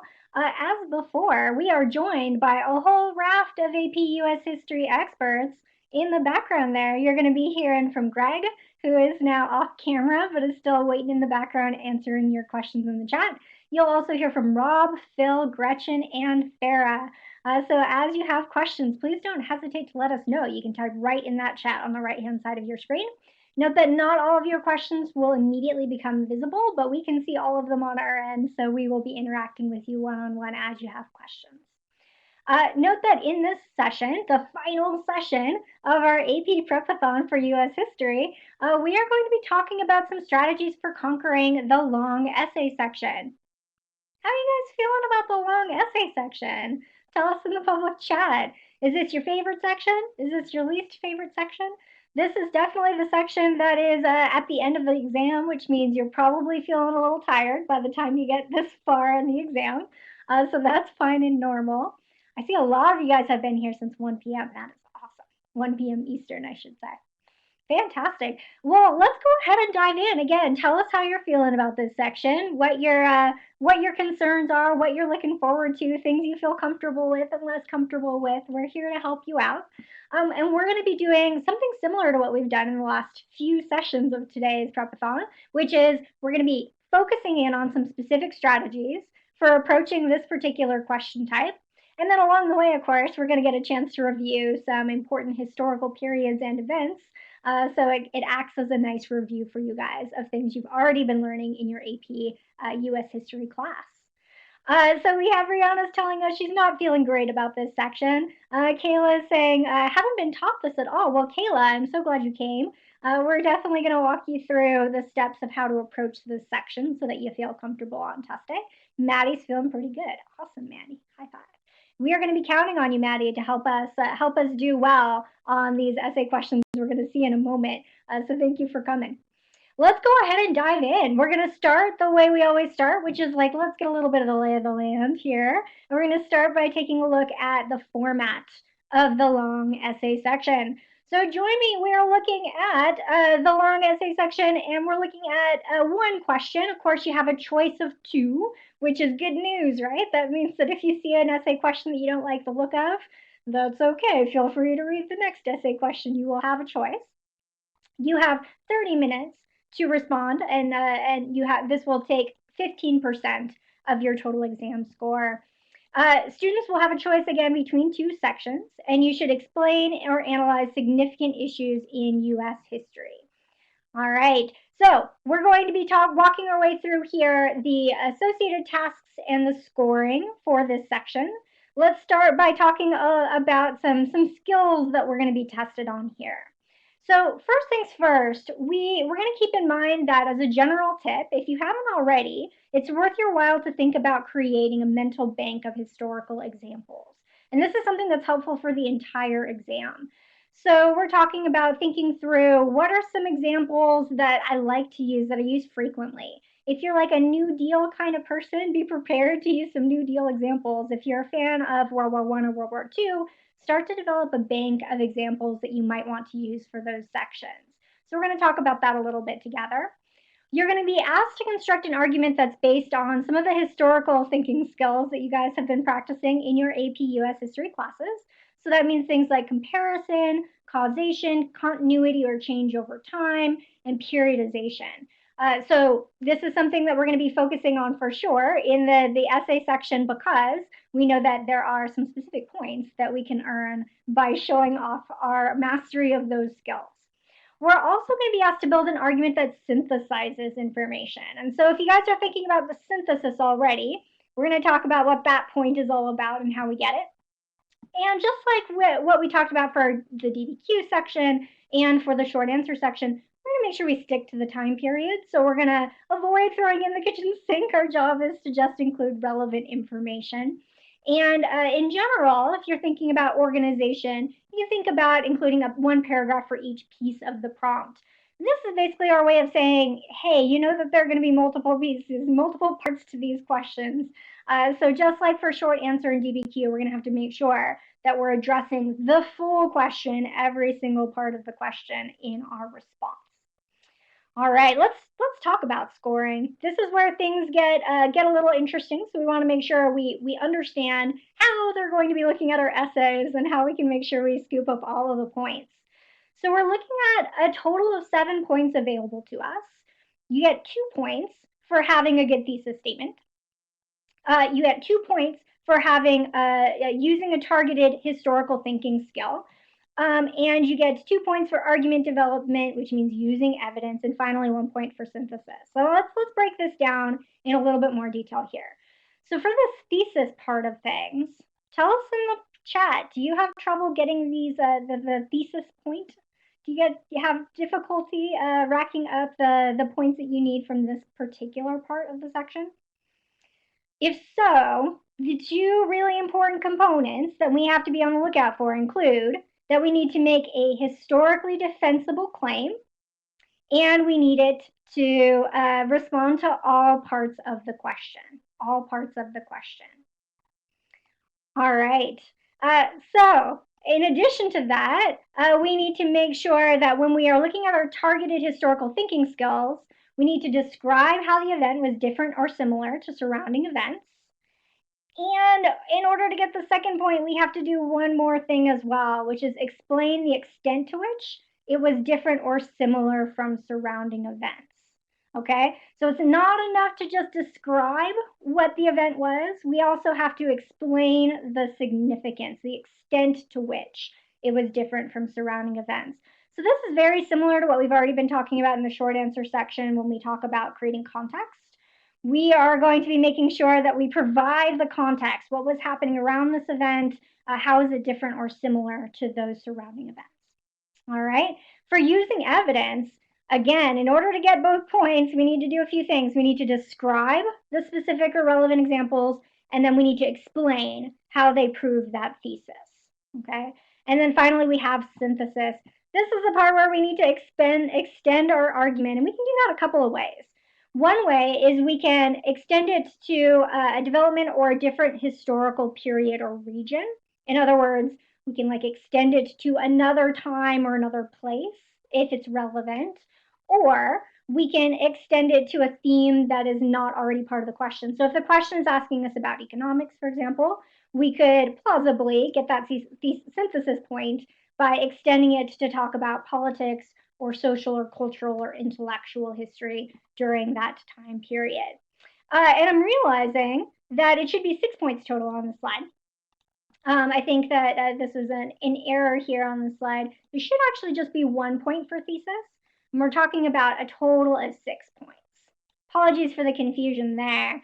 They changed the long essay question scoring not too long ago, so there may still be some ambiguity with this for some of you. If you're not totally sure, just want to clarify, it should be 6 points possible total, and that means you get 1 point for having a strong thesis statement. And again, what has to be true about that thesis statement? It needs to be a historically defensible claim. And as we remember from doing DBQ with Greg, what claim means is that we essentially need to make sure that it's something that we are going to be able to support with evidence. And we need to answer all parts of the question. All right, beautiful. All right, let's go ahead and move on to talking about our Kaplan method. We have a good sense of what we're going to be tested on here. Let's now make sure we talk about the steps of the method. How are we going to approach this in a way that is structured, that is clear, so that we make sure we rack up all the points that we need, but without spending too much time? So first things first, we have to start by dissecting the question. And essentially this means we need to make sure we understand the entire question and what it's asking us. Again, there will be multiple components involved, so we do need to make sure that we keep straight the different components within that question so that we answer all of them. Second, we're going to go ahead and formulate a thesis. It may not be fully formed yet, but we're going to at least get an idea of what our answer to the question is, and we're going to start to develop that. Third, we're going to outline and plan our evidence. And tell me in the chat, have you guys, when you practiced this before, have you practiced different brainstorming strategies? As in, sometimes I like to use a word cloud. I like to do an outline. Do you guys have a brainstorming strategy that you find works well for you? Because there's a lot of ideas and a lot of historical events that we can call forth for this essay. We need to make sure that those are organized in a logical way so that we remember what we want to write about. Okay, Beautiful. Next, or third, we're going to make sure we outline and plan our evidence. Once we've done that, once we have a good piece or group of evidence available to us, we're then going to go ahead and take some time to write. And then finally, we're going to spend just a little bit of time doing some basic proofreading to make sure there aren't any egregious errors. Now, tell me in the chat, if you had to guess approximately how much time you should spend on steps 1, 2, and 3, what would you say? About how long would you need to spend on steps 1, 2, and 3?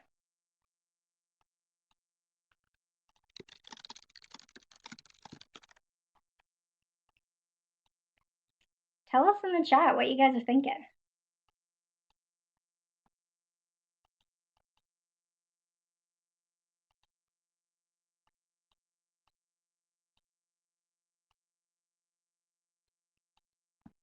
If you were thinking something on the lines of 5 minutes, 5 minutes is essentially what we're aiming for. If this feels weirdly long to you, this probably means that you've not been doing ample planning in previous essays. This planning stage is really, really crucial.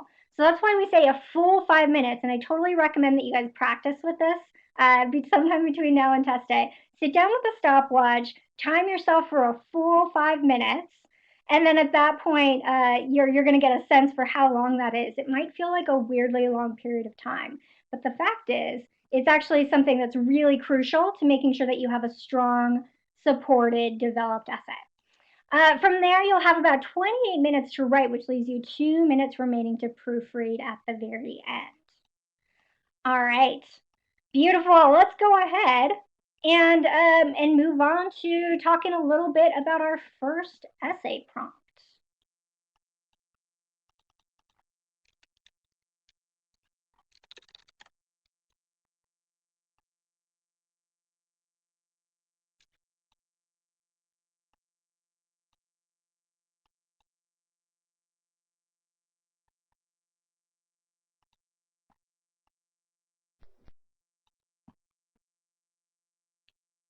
All right, so please take a minute to read through question number 1 on your screen.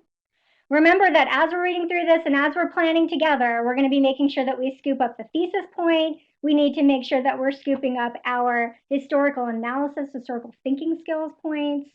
We're going to need to make sure we have evidence, and we are going to need to make sure we get the synthesis point as well. That would all be included in the instructions for this on test day to help you remember to do all of those things. But for now, take a moment just to read the prompt itself. And here's what I really want you guys to start with. Tell me in the public chat, what comes to mind when you think of the market revolution? And this doesn't have to be a precise definition. Like if you just have like some ideas, if you want to throw in some like random people's names, some inventions, what occurs to you when you hear the term market revolution?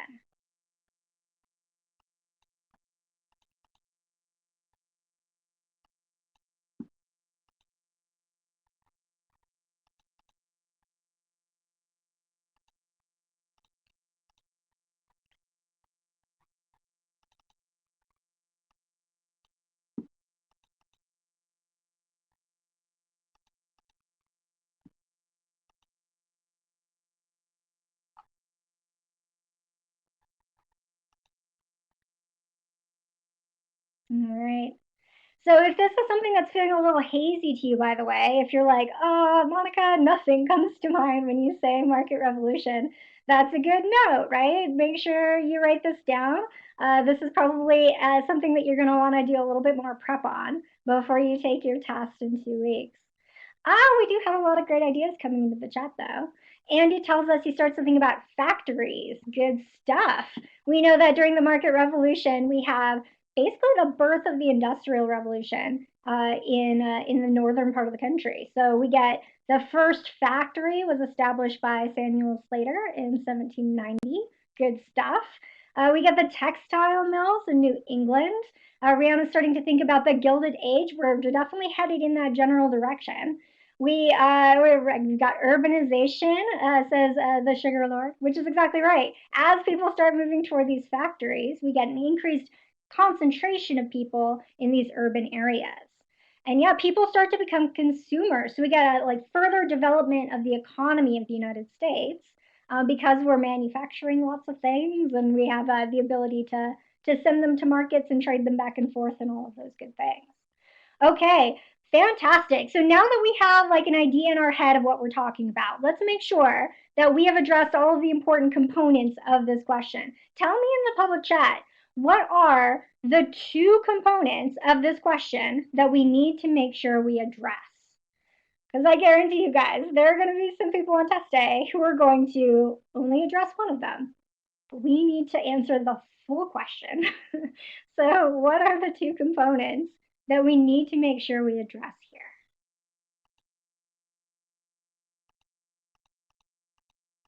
Tell us in the chat when you feel like you got it.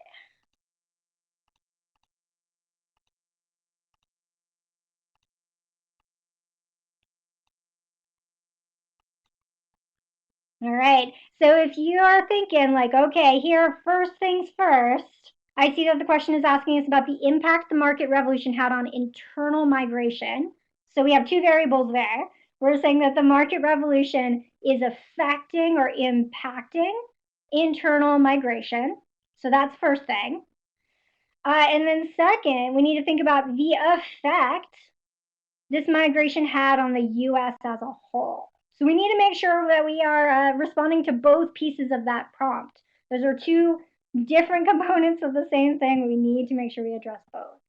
Awesome. I see a lot of additional thoughts coming in about, oh yeah, I remember that the market revolution has stuff to do with like railroads and transportation, and we start to grow our infrastructure. Good stuff. We start to see increased demand for certain kinds of resources. So we should start thinking about like that cotton, the demand for cotton skyrockets both in Europe and in the northern part of the country, which of course makes it a more profitable thing to grow in cotton. So yeah, we need to look at this first impact and we need to look at finally the effect on the US as a whole. Okay, let's go ahead and take a moment to start to formulate a thesis here. So this is step 2 of our Kaplan method. When we're formulating a thesis, what we really need to just ask ourselves is what is our answer to this question? What effect do we think the market revolution had on internal migration and on the US as a whole? Well, there are a few directions we could go with this, right? And we don't need to have this crystallized now. We just want to get a sense for what kind of thesis we're aiming for so that when it comes time to think up our plan for our evidence, we know what kind of evidence we're going to need to support our argument. So we could keep this pretty broad if we wanted to. We could talk about how the market revolution, it affected how people moved around, and we could talk about that in a few different ways, right? There are various push and pull factors for that internal migration based on what was happening. We need to also make sure that that thesis addresses how it ultimately affected maybe the US economy. So we'll take a look at an example of what a fleshed out thesis might look like in a moment. But again, we want to start thinking about what is our argument, what's the basics of our argument to start with, so that as we're starting to come up with some evidence, we know what kind of evidence we need to support it. All right, let's go ahead and move on to step 3, which is the part where we're going to start to plan out our evidence and think about what kinds of outside information do I need in order to provide the relevant context, because again, we know context is going to be important for getting that historical thinking skill, those historical thinking skills points. And then second, we know that we need to think about how to what evidence we need to do in order to support our thesis at all. Okay, so let's talk about a few things here. First things first, if you have a decision to make, so first of all, you know you have a decision to make about which essay prompt to answer. So on test day, when you have that decision to make it quickly. Don't waste your time going back and forth between multiple options. Same goes with the prompt. If the prompt gives you a choice to make that choice quickly. And then make yourself some kind of outline for key evidence to include. So I've given us an example here of what a brainstorm might look like for a question like this. And because we're talking about causation here in this particular prompt, where I gave us some arrows to give us, ways of sort of breaking down the different cause and effect chains that are happening here. So we start by talking about the market revolution, and you guys gave us a lot of fantastic information already about the kinds of things that went on under the market revolution. So we have this change from sort of an agrarian America to a more industrial America. We have some things that are going on in various regions of the country. So, for example, we have the expansion of the plantation system in the South due to the increased demand for cotton. We have a birth of the factory system in the Northwest, or the New England and the Northwest in particular, or Northeast in particular. We have an expansion of infrastructure as people need to get from here to there and transport their goods from one city to the next. And once we have our market revolution and we kind of have all of our evidence and our ideas that we want to include there, we can now talk about, okay, how does that affect internal migration? So there are a lot of things we could talk about here. These are just a couple. What I find helpful when you're trying to figure out how to come up with these examples, I often find it helpful to think about different regions of the country, because sometimes that can help us narrow things down and gives us a logical organization structure. So regionally, again, we can start talking a little bit about the internal migration that happened as a result of the plantation expansion. Literally, we have people who are expanding westward for new opportunities to expand and open new plantations. We can talk about a few specific pieces of evidence here if we want to. We can talk a little bit about the cotton gin, how that made it more profitable, more efficient to raise cotton. We can talk a little bit about the need for an increased workforce. Predominantly, for this case, we're talking about slavery. We can talk a little bit about where these people are traveling and why the increase for demand was so important for this. So there are a lot of things we can talk about in terms of what's going on in the South in terms of internal migration. But we can also talk about stuff that's going on in the North. So again, we had a lot of folks who were telling us about factories, the textile mills, as Mariah told us. So in the 1820s, we get the birth of Lowell Mills, and we get the move from rural to urban. So we have some specific examples we can go to there. And then finally, we can talk about the effects on the United States. So we can talk about some national changes. We can say, well, as the transportation expanded, this further feeds migration, right? It becomes even easier for people and goods to move across the country. And we can also talk about how this changes the economy overall and creates a more self-sufficient economy within the United States, albeit not one that is immune from external shocks. All right, so once we have a little bit of a brainstorm going here, now it's time for us to go ahead and move on to the next step, which is that 28 minutes in which we are actually writing an essay. Let's go ahead and take a look at what components we need to make sure we include in a good introduction. So the three components that we really need in our introduction for the long essay section are, one, we need to introduce the time period and the topic. And this does not need to be super fancy. At this point, really what you're doing is providing that context. So what are we talking about? What's going on in this time period? Why should we care? From there, you want to see if you can come up with some kind of roadmap for your essays. And what am I going to talk about in this essay? And again, why should we care? And then finally, you want to make sure you include your thesis statement. Now, in order to get the thesis statement point, we recommend that it be simply the last sentence of the first paragraph, just like we said for DBQ. Technically, you could also put it in the conclusion, but it needs to be in either the introduction or the conclusion, and it needs to be all in one place. So it's allowed to be more than one sentence, but it does need to be all in the same place. It cannot be spread out throughout the essay, or you do not get points for thesis. So we need to make sure that we have a single thesis statement that is easy for the graders to identify and that summarizes our argument and directly answers the question that we have been asked. All right, you ready, guys? Let's take a look at an example essay, specifically an example introduction for this essay prompt, and we'll talk again about what the student did particularly well and maybe what we think the student could have done better or what additional evidence you think the student could have included. Let's check it out.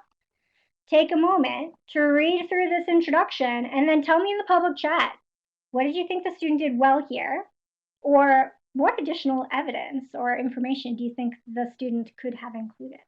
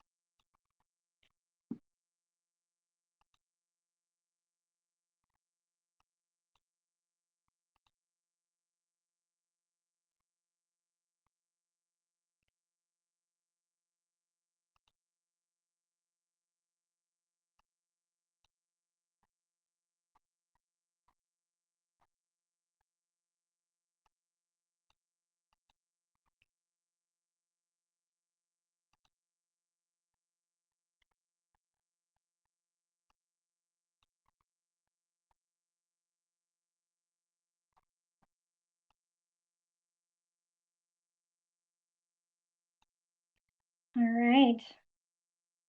So Kevin's telling us that he or she led in well with the topic. So again, setting that context for the period and introducing the historical time period. Did a great job of that, right? Fantastic. We have Flash telling us that the cause and effect relationship was portrayed very nicely. Fully agree. Again, the student does a great job of making sure they're addressing both components, right? It's not just how one thing affected the other, it's how the Great Migration affects internal migration and how that affects the US. So they make sure that they describe this complex three-part relationship here. So Mo is telling us, I think the thesis is a little bit weak. I think the thesis is probably fair, but I agree with you that I think it could be stronger.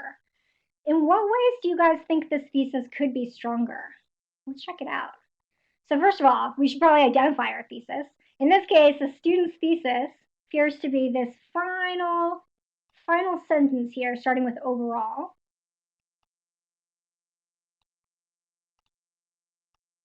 Yeah, Aaron, I totally agree. We have good background on the time period here. Love the reference to the War of 1812 and the reference to the Jeffersonian Agrarian Republic. Very nice. So that our thesis here, overall, a market revolution emerged and changed the United States in several capacities, all of which influenced the migration patterns of the American people and developed America as a modern nation by developing a self-sufficient economy. So some of the things that I think went really well about this thesis, again, first of all, they answered all parts of the question, which is incredibly important. The second thing that I think went really well here was in the very last part, where the student really takes a stand and says that the way it affected the US was by developing a self-sufficient economy. In other words, instead of just saying it developed America, they explained how it developed America, which is important. We need to make sure, exactly, we need to make sure that we are stating the impact in a very clear way. And Abigail, I agree with you. I think that the student probably could have done a slightly better job of that in reference to internal migration, right? So for internal migration, simply stating that it influenced the migration patterns is a little bit on the vague side. We could probably tighten that up and make it a little bit more specific. Beautiful. Fantastic job, everybody. Again, if this historical period is feeling a little bit hazy, make a note that this is something that you may want to review again in the future. And note too that for all of these essay questions, you have a lot of choices about what kind of facts you want to bring in, what direction you want it to go in. So if you had different ideas about what you would include in this essay, that's totally fine. But make sure that you have some very specific ideas of what kind of evidence you want to include here. Okay. Fantastic. Let's go ahead and move on to a second example here. Let's check out another one. We're going to go ahead and take a look at a second essay prompt here. Take a moment to read through this. And just like we did before, I want to start by just doing a little bit of a discussion of what is this thing that they're talking about here? So you can give me a definition if you remember exactly what the Great Migration is, or you can tell us just facts that come to mind, things that you think are relevant, the names of people or places or events. Like, let's just get our brains going here with some initial brainstorming, and then we'll go ahead and identify important components of this question.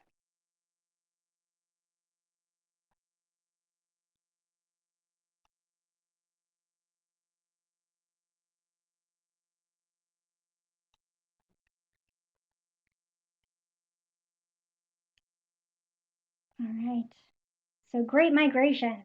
They tell us a little bit here, which is helpful. They tell us that we're talking about of African Americans. They tell us from 1890 through 1930. So yeah, Joseph's on the right track here. We're talking about African Americans moving up to the north from the south. Yes, Slash got it as well. Migration to cities in the north. Okay, if this is feeling a little hazy, if you're like, Monica, I have literally nothing to say about this topic, then make a note. This is something to come back to study a little bit more before your test. Blue Fezzes has some ideas for us. They're looking for better job opportunities in the north, which, you know, taking into account a little bit of what we talked about with the birth of industrialization, We can see that based on the time period here, we're thinking there were probably some industrial jobs that were available in the North that could have been basically like pull factors for African Americans in the South.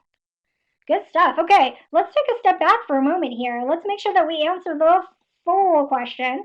What are the components that we should care about for this question? Because we can't just answer part of the question. We absolutely need to answer the entire thing.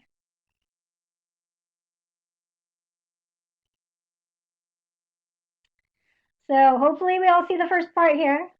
Analyze the cause and effect of the Great Migration. Okay. Step one, we need to do that. And then they're also asking us to do a second thing. And some people may forget to do the second thing. We are not going to forget. We know that we also have to take a look at its social and economic impact on the development of 20th century America. Whew, okay, this is a big task. You guys ready? I think we can handle this. I think we can knock this one out of the park. We're going to have to take it carefully, right? We're going to have to follow our method here. So now that we have dissected the prompt, we have accomplished step one. And it looks like, again, one of the skills that we're going to be focusing on here is going to be causation, right? So our next step is going to be to say, can we come up with a general sense of what a thesis might look like here? As in, do we have a general answer for this question? It doesn't have to be perfect right now. We're just thinking broad strokes. But tell us in the public chat if you feel like you have an answer to this question. And we will make it more specific later. But for now, what caused the Great Migration and what effect did it have on American development? So in terms of the causes of the Great Migration, I think some of the things that Blue Fezzes was telling us about the like pull factors is probably one of the causes we might want to consider. There are probably some push and some pull factors, so we're probably going to want to talk about those. In terms of the effect, like what effect did this have on American development? And we could go in a whole bunch of different directions here. All we need to do is make sure that we have enough evidence to support our point of view.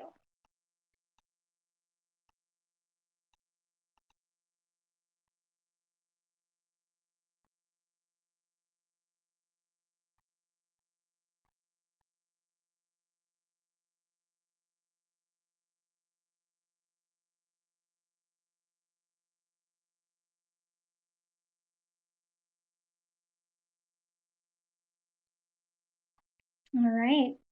So Andy is pointing out to us some push factors, right? There are some very clear reasons that African Americans wanted to leave certain areas of the South because of violence and discrimination and all of those awful things. Good. So Flash is pointing out to us some potential effects, right? Which is diversifying American culture. So we have, a little bit more of a mixture of people in different areas. Changed popular culture, Jacob tells us, in the 20s. So we can start to think about things like maybe the Harlem Renaissance. Okay, I like it.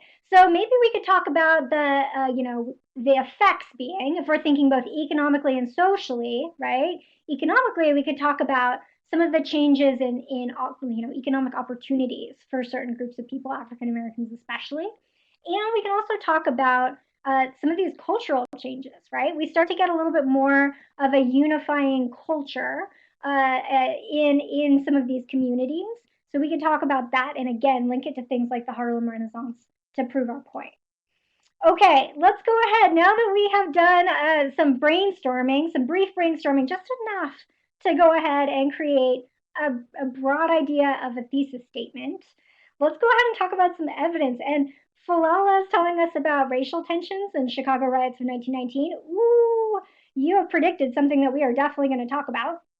We could definitely file that under effects of this Great Migration. Okay, so let's outline some key evidence we can include here. Once again, come up with some kind of schema for yourself of how you would want to organize your thoughts here. So once again, because we were talking about a causal chain, I went ahead and organized this as we're talking about the Great Migration in the middle, and we want to know what causes it and what are its effects. This is just a broad way for me to organize my thoughts. You could do it differently. If you prefer an outline, go for an outline.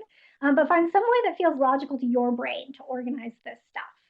So for the Great Migration, we're literally just going to need to define it, explain what it is, and when it happened. That information basically was already included in the prompt, so that should be fairly straightforward, but we can provide more context, of course.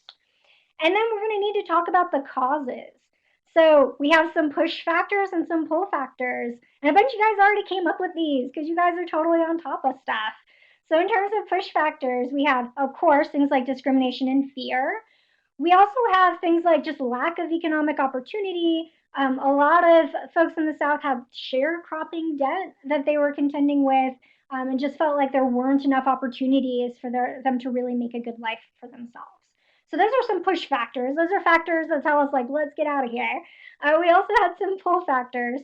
So again, things like it turns out that there were a lot of factories and opportunities opening up in various cities in the north. And those places were advertising for workers, especially in the Midwest. In cities that were nearer to ports, you would have sort of a landed immigrant population, oftentimes, especially from Europe, but not so much in the Midwest. So there was really an increased need for workers in some of those cities. So we could start talking about some of those push and pull factors as we're talking about what causes people to leave in the Great Migration. Okay, and then we have to talk about effects. And again, we could take this a few different places, but we can for sure start to talk about the Harlem Renaissance. Tell me in the public chat, what are some names, if we want to use some specific names, of important artists or writers or poets or musicians or playwrights who were instrumental in the Harlem Renaissance? Because we should make sure we include as much specific evidence as we can possibly muster. As long as it's relevant, and in this case it definitely is. When you think of Harlem Renaissance, what are some names that come to mind? And again, feel free to Google it if you do not know it offhand, because we are all here to learn. So if you're not sure, feel free to take a moment to look it up and then let us know what you discover, because we will all learn together.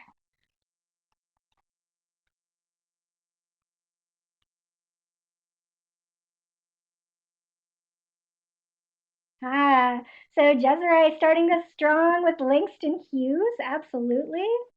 So we got Louis Armstrong, fantastic as a musician who was really important culturally in this time period.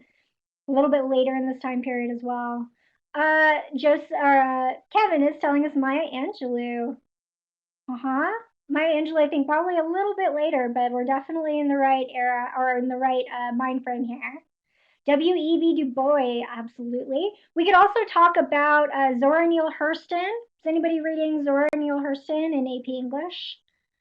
You could also talk about Nella Larson. She was another very important writer in this time period. So a lot of good names we can come up with. These are all things that we should make sure we include in our little evidence banks that we want to start to build up for ourselves in advance of the test so that we can easily reach for and grab some extra evidence where needed.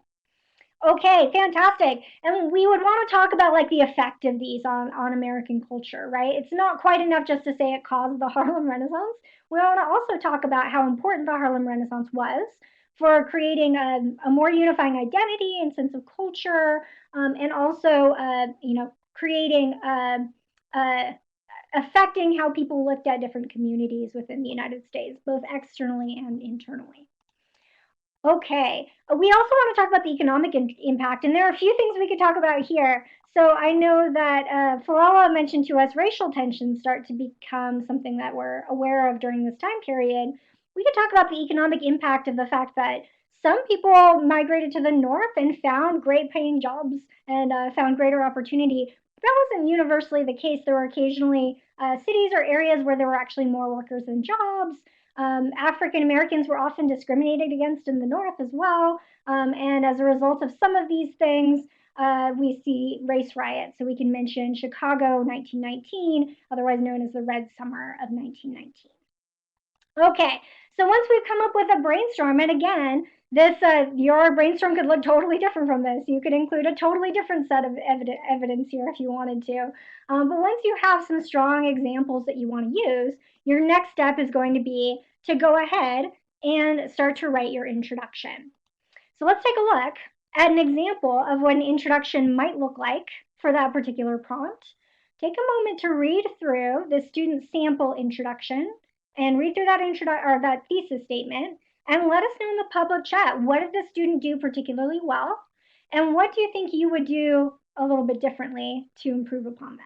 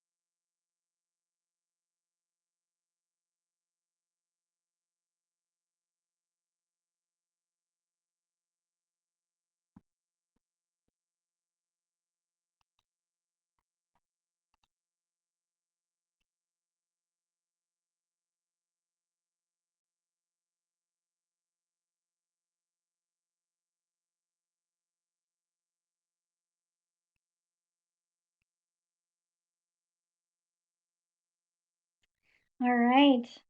So yeah, let's do some analysis here. So Kate is pointing out to us that she thinks the thesis is weak, and Penny is pointing out to us that she thinks the thesis is actually not clear. Let's see if we can pin this down a little bit. I think that what we're really identifying here is maybe that the thesis is divided up into too many different parts of this introduction, because let's see if we can find the details we need. So we do need information about what caused the Great Migration. That information is here, right? We say, as with all great migrations, either domestic or international, there were push and pull factors that motivated thousands of people to leave their more traditional homes for new and unknown locations. So they do talk about the fact that there are push and pull factors. We could perhaps make that a little bit stronger by specifying a little bit like which push and pull factors we're going to talk about. But that the writer actually does this at the very end, the most significant of which is the potential to take on higher paying jobs with less discrimination. So I'd say that we actually did a pretty strong job of addressing the effects or the causes of the Great Migration. We also do, the student does also talk a little bit about the effects of the Great Migration, but maybe not where we expect it to happen, right? It's right here. This mass movement changed the dynamics of both North and South and the economic situation of the people who moved, as well as creating a new and unifying culture. So I don't know about you guys, but I look at this introduction and I say to myself, everything we need is here. It could be perhaps a little bit more specific. And also maybe I would just like shake it up. Like if I could take this introduction and like put it in a jar and just like give it a good shake and put it in a slightly different order, I think I would want to do that. But I think technically this introduction contains a full answer to the entire question that we have been asked. Okay, so maybe the number one change that I would make here is to try to synthesize it all into maybe one or two sentences instead of what appears to be three sentences here. But otherwise, we are answering the question. So as Kate says, we have some great background details here.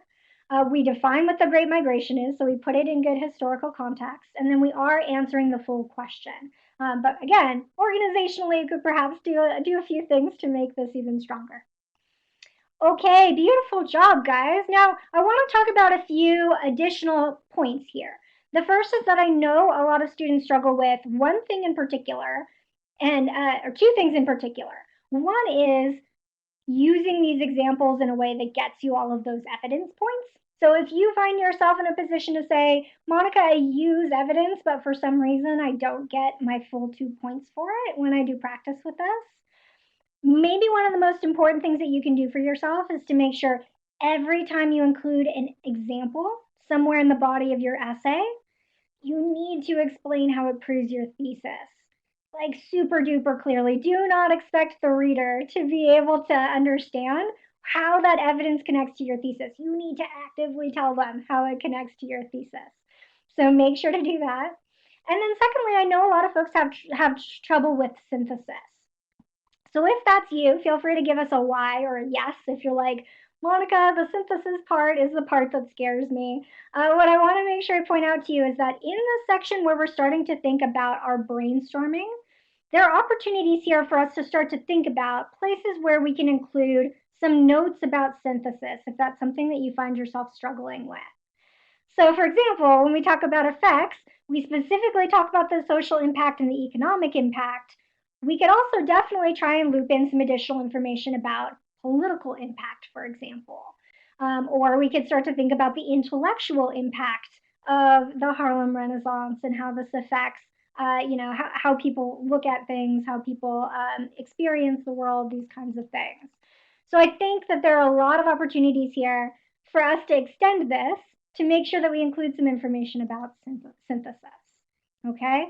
Same thing goes with when we were talking about the market revolution, for example. If we wanted to include some specific notes about synthesis there, we could talk a little bit about some social or cultural changes, which we didn't talk about much there, that naturally would arise from the fact that we have, for Lowell Mills, for example, we have young women who are leaving the home and working outside the home for the first time.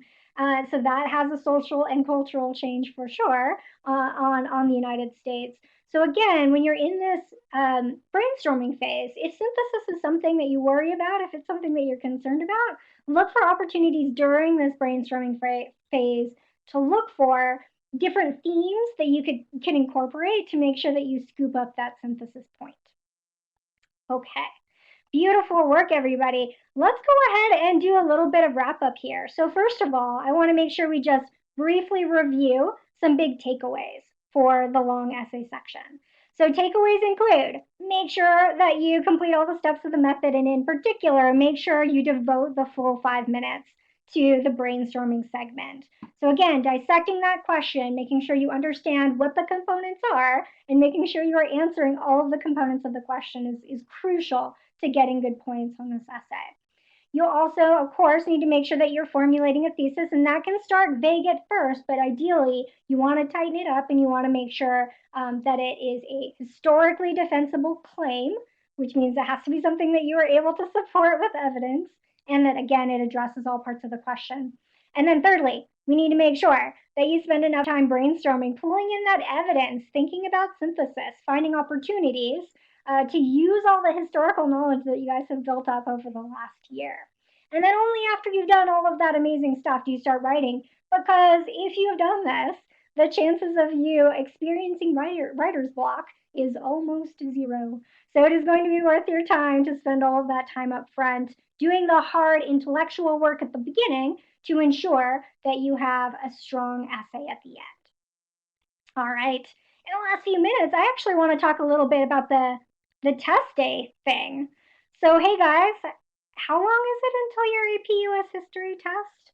Like, how many days do we have? Or if anybody's like on the, I'm counting how many hours I have. I hope nobody is feeling that way. But we have, what is it? It's like slightly under 2 weeks left. Let's talk a little bit about what to do between now and then, and also talk about some test day tips. Because you better believe that there are some things that you can do in advance of test day that are actually not history related, but that are things that can help you perform better on almost any test that you take. So let's talk about a few final reminders. All right. So first things first, if you have like a week or 2 weeks, and we are pretty close to the 2 week mark, yeah, Jess, if we're just less than 2 weeks out, my recommendation is for you guys to go ahead and use the notes that you've gained from this section or this prepathon this weekend to do a little bit of deep diving on a few historical periods that may be a little on the rusty side. You likely already know which periods these are, but if you don't, doing an additional practice test or taking a look at some additional practice questions can very quickly help you identify which historical periods are particularly rusty. As you get closer to testing, start to focus in on the areas that you're strongest in. We tend to neglect our strengths, guys, but there's actually a lot of points that you can gain by practicing your strengths.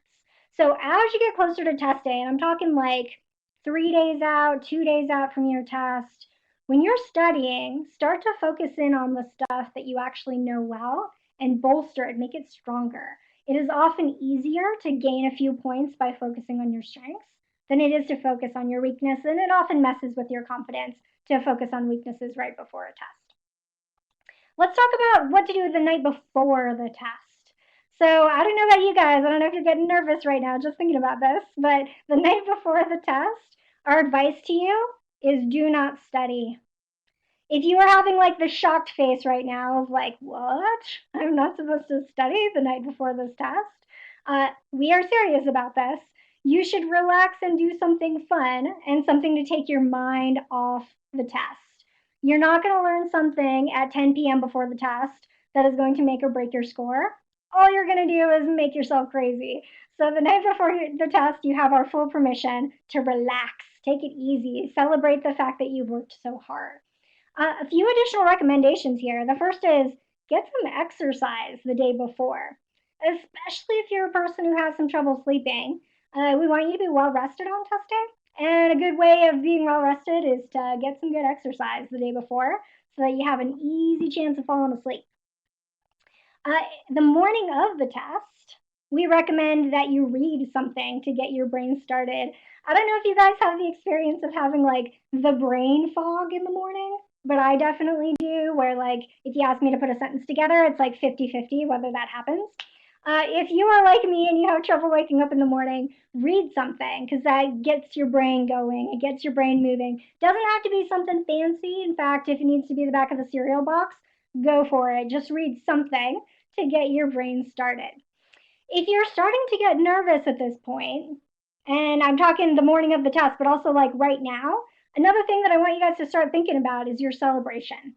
So for a lot of us, when we're nervous about something, there becomes sort of like this neural pathway between I'm nervous, there's a test, I'm nervous, there's a test. If possible, we want to see if we can rewire things a little bit to something more positive. So instead of thinking, I'm nervous, there's a test, instead, I encourage you to start thinking about, I'm going to take this test and then I get to do this fun thing. So whatever that celebration is, if it's like I'm going to go for a hike, I'm going to play this video game, I'm going to go see this movie with my friends, whatever it happens to be, find something to look forward to in connection with this test. You're essentially tricking your brain, but I promise you it is worth it. Find something to focus on to help you feel positively about what's coming, and also because you fully deserve a celebration after all the hard work you put in this year on AP US history. During the test itself, remind yourself that you got it. So you've prepared for this test all year, and you know how to approach each question strategically to get to the right answer. So trust yourself. Focus on one question at a time. Don't worry about the entire test at once. And as you start to feel a little bit of nerves, and again, nerves are normal, I want you to consider that when you feel a little bit of a burst of adrenaline at the beginning of this test, it's going to help you focus. It's going to help me. I don't know if you guys have the experience of taking a test and feeling like time is just rushing past you and you have no idea how the last hour happened. That is adrenaline doing its work for you. So during the test, focus on one question at a time. And if you feel those butterflies, embrace them. You're going to do great. And thank you guys so much for all of the hard work that you have done, not just in your AP US history class, but also in our Prepathon session today. Note that the recording of the session is going to be available later, so you guys can return to this page if you missed any part of today's Prepathon and you want to watch it over again. Thank you guys so much for all of your fantastic participation. Keep practicing so you can gobble up all of these long essay question points on test day. Thank you again for joining us, and have a great rest of your weekend. Thanks, guys.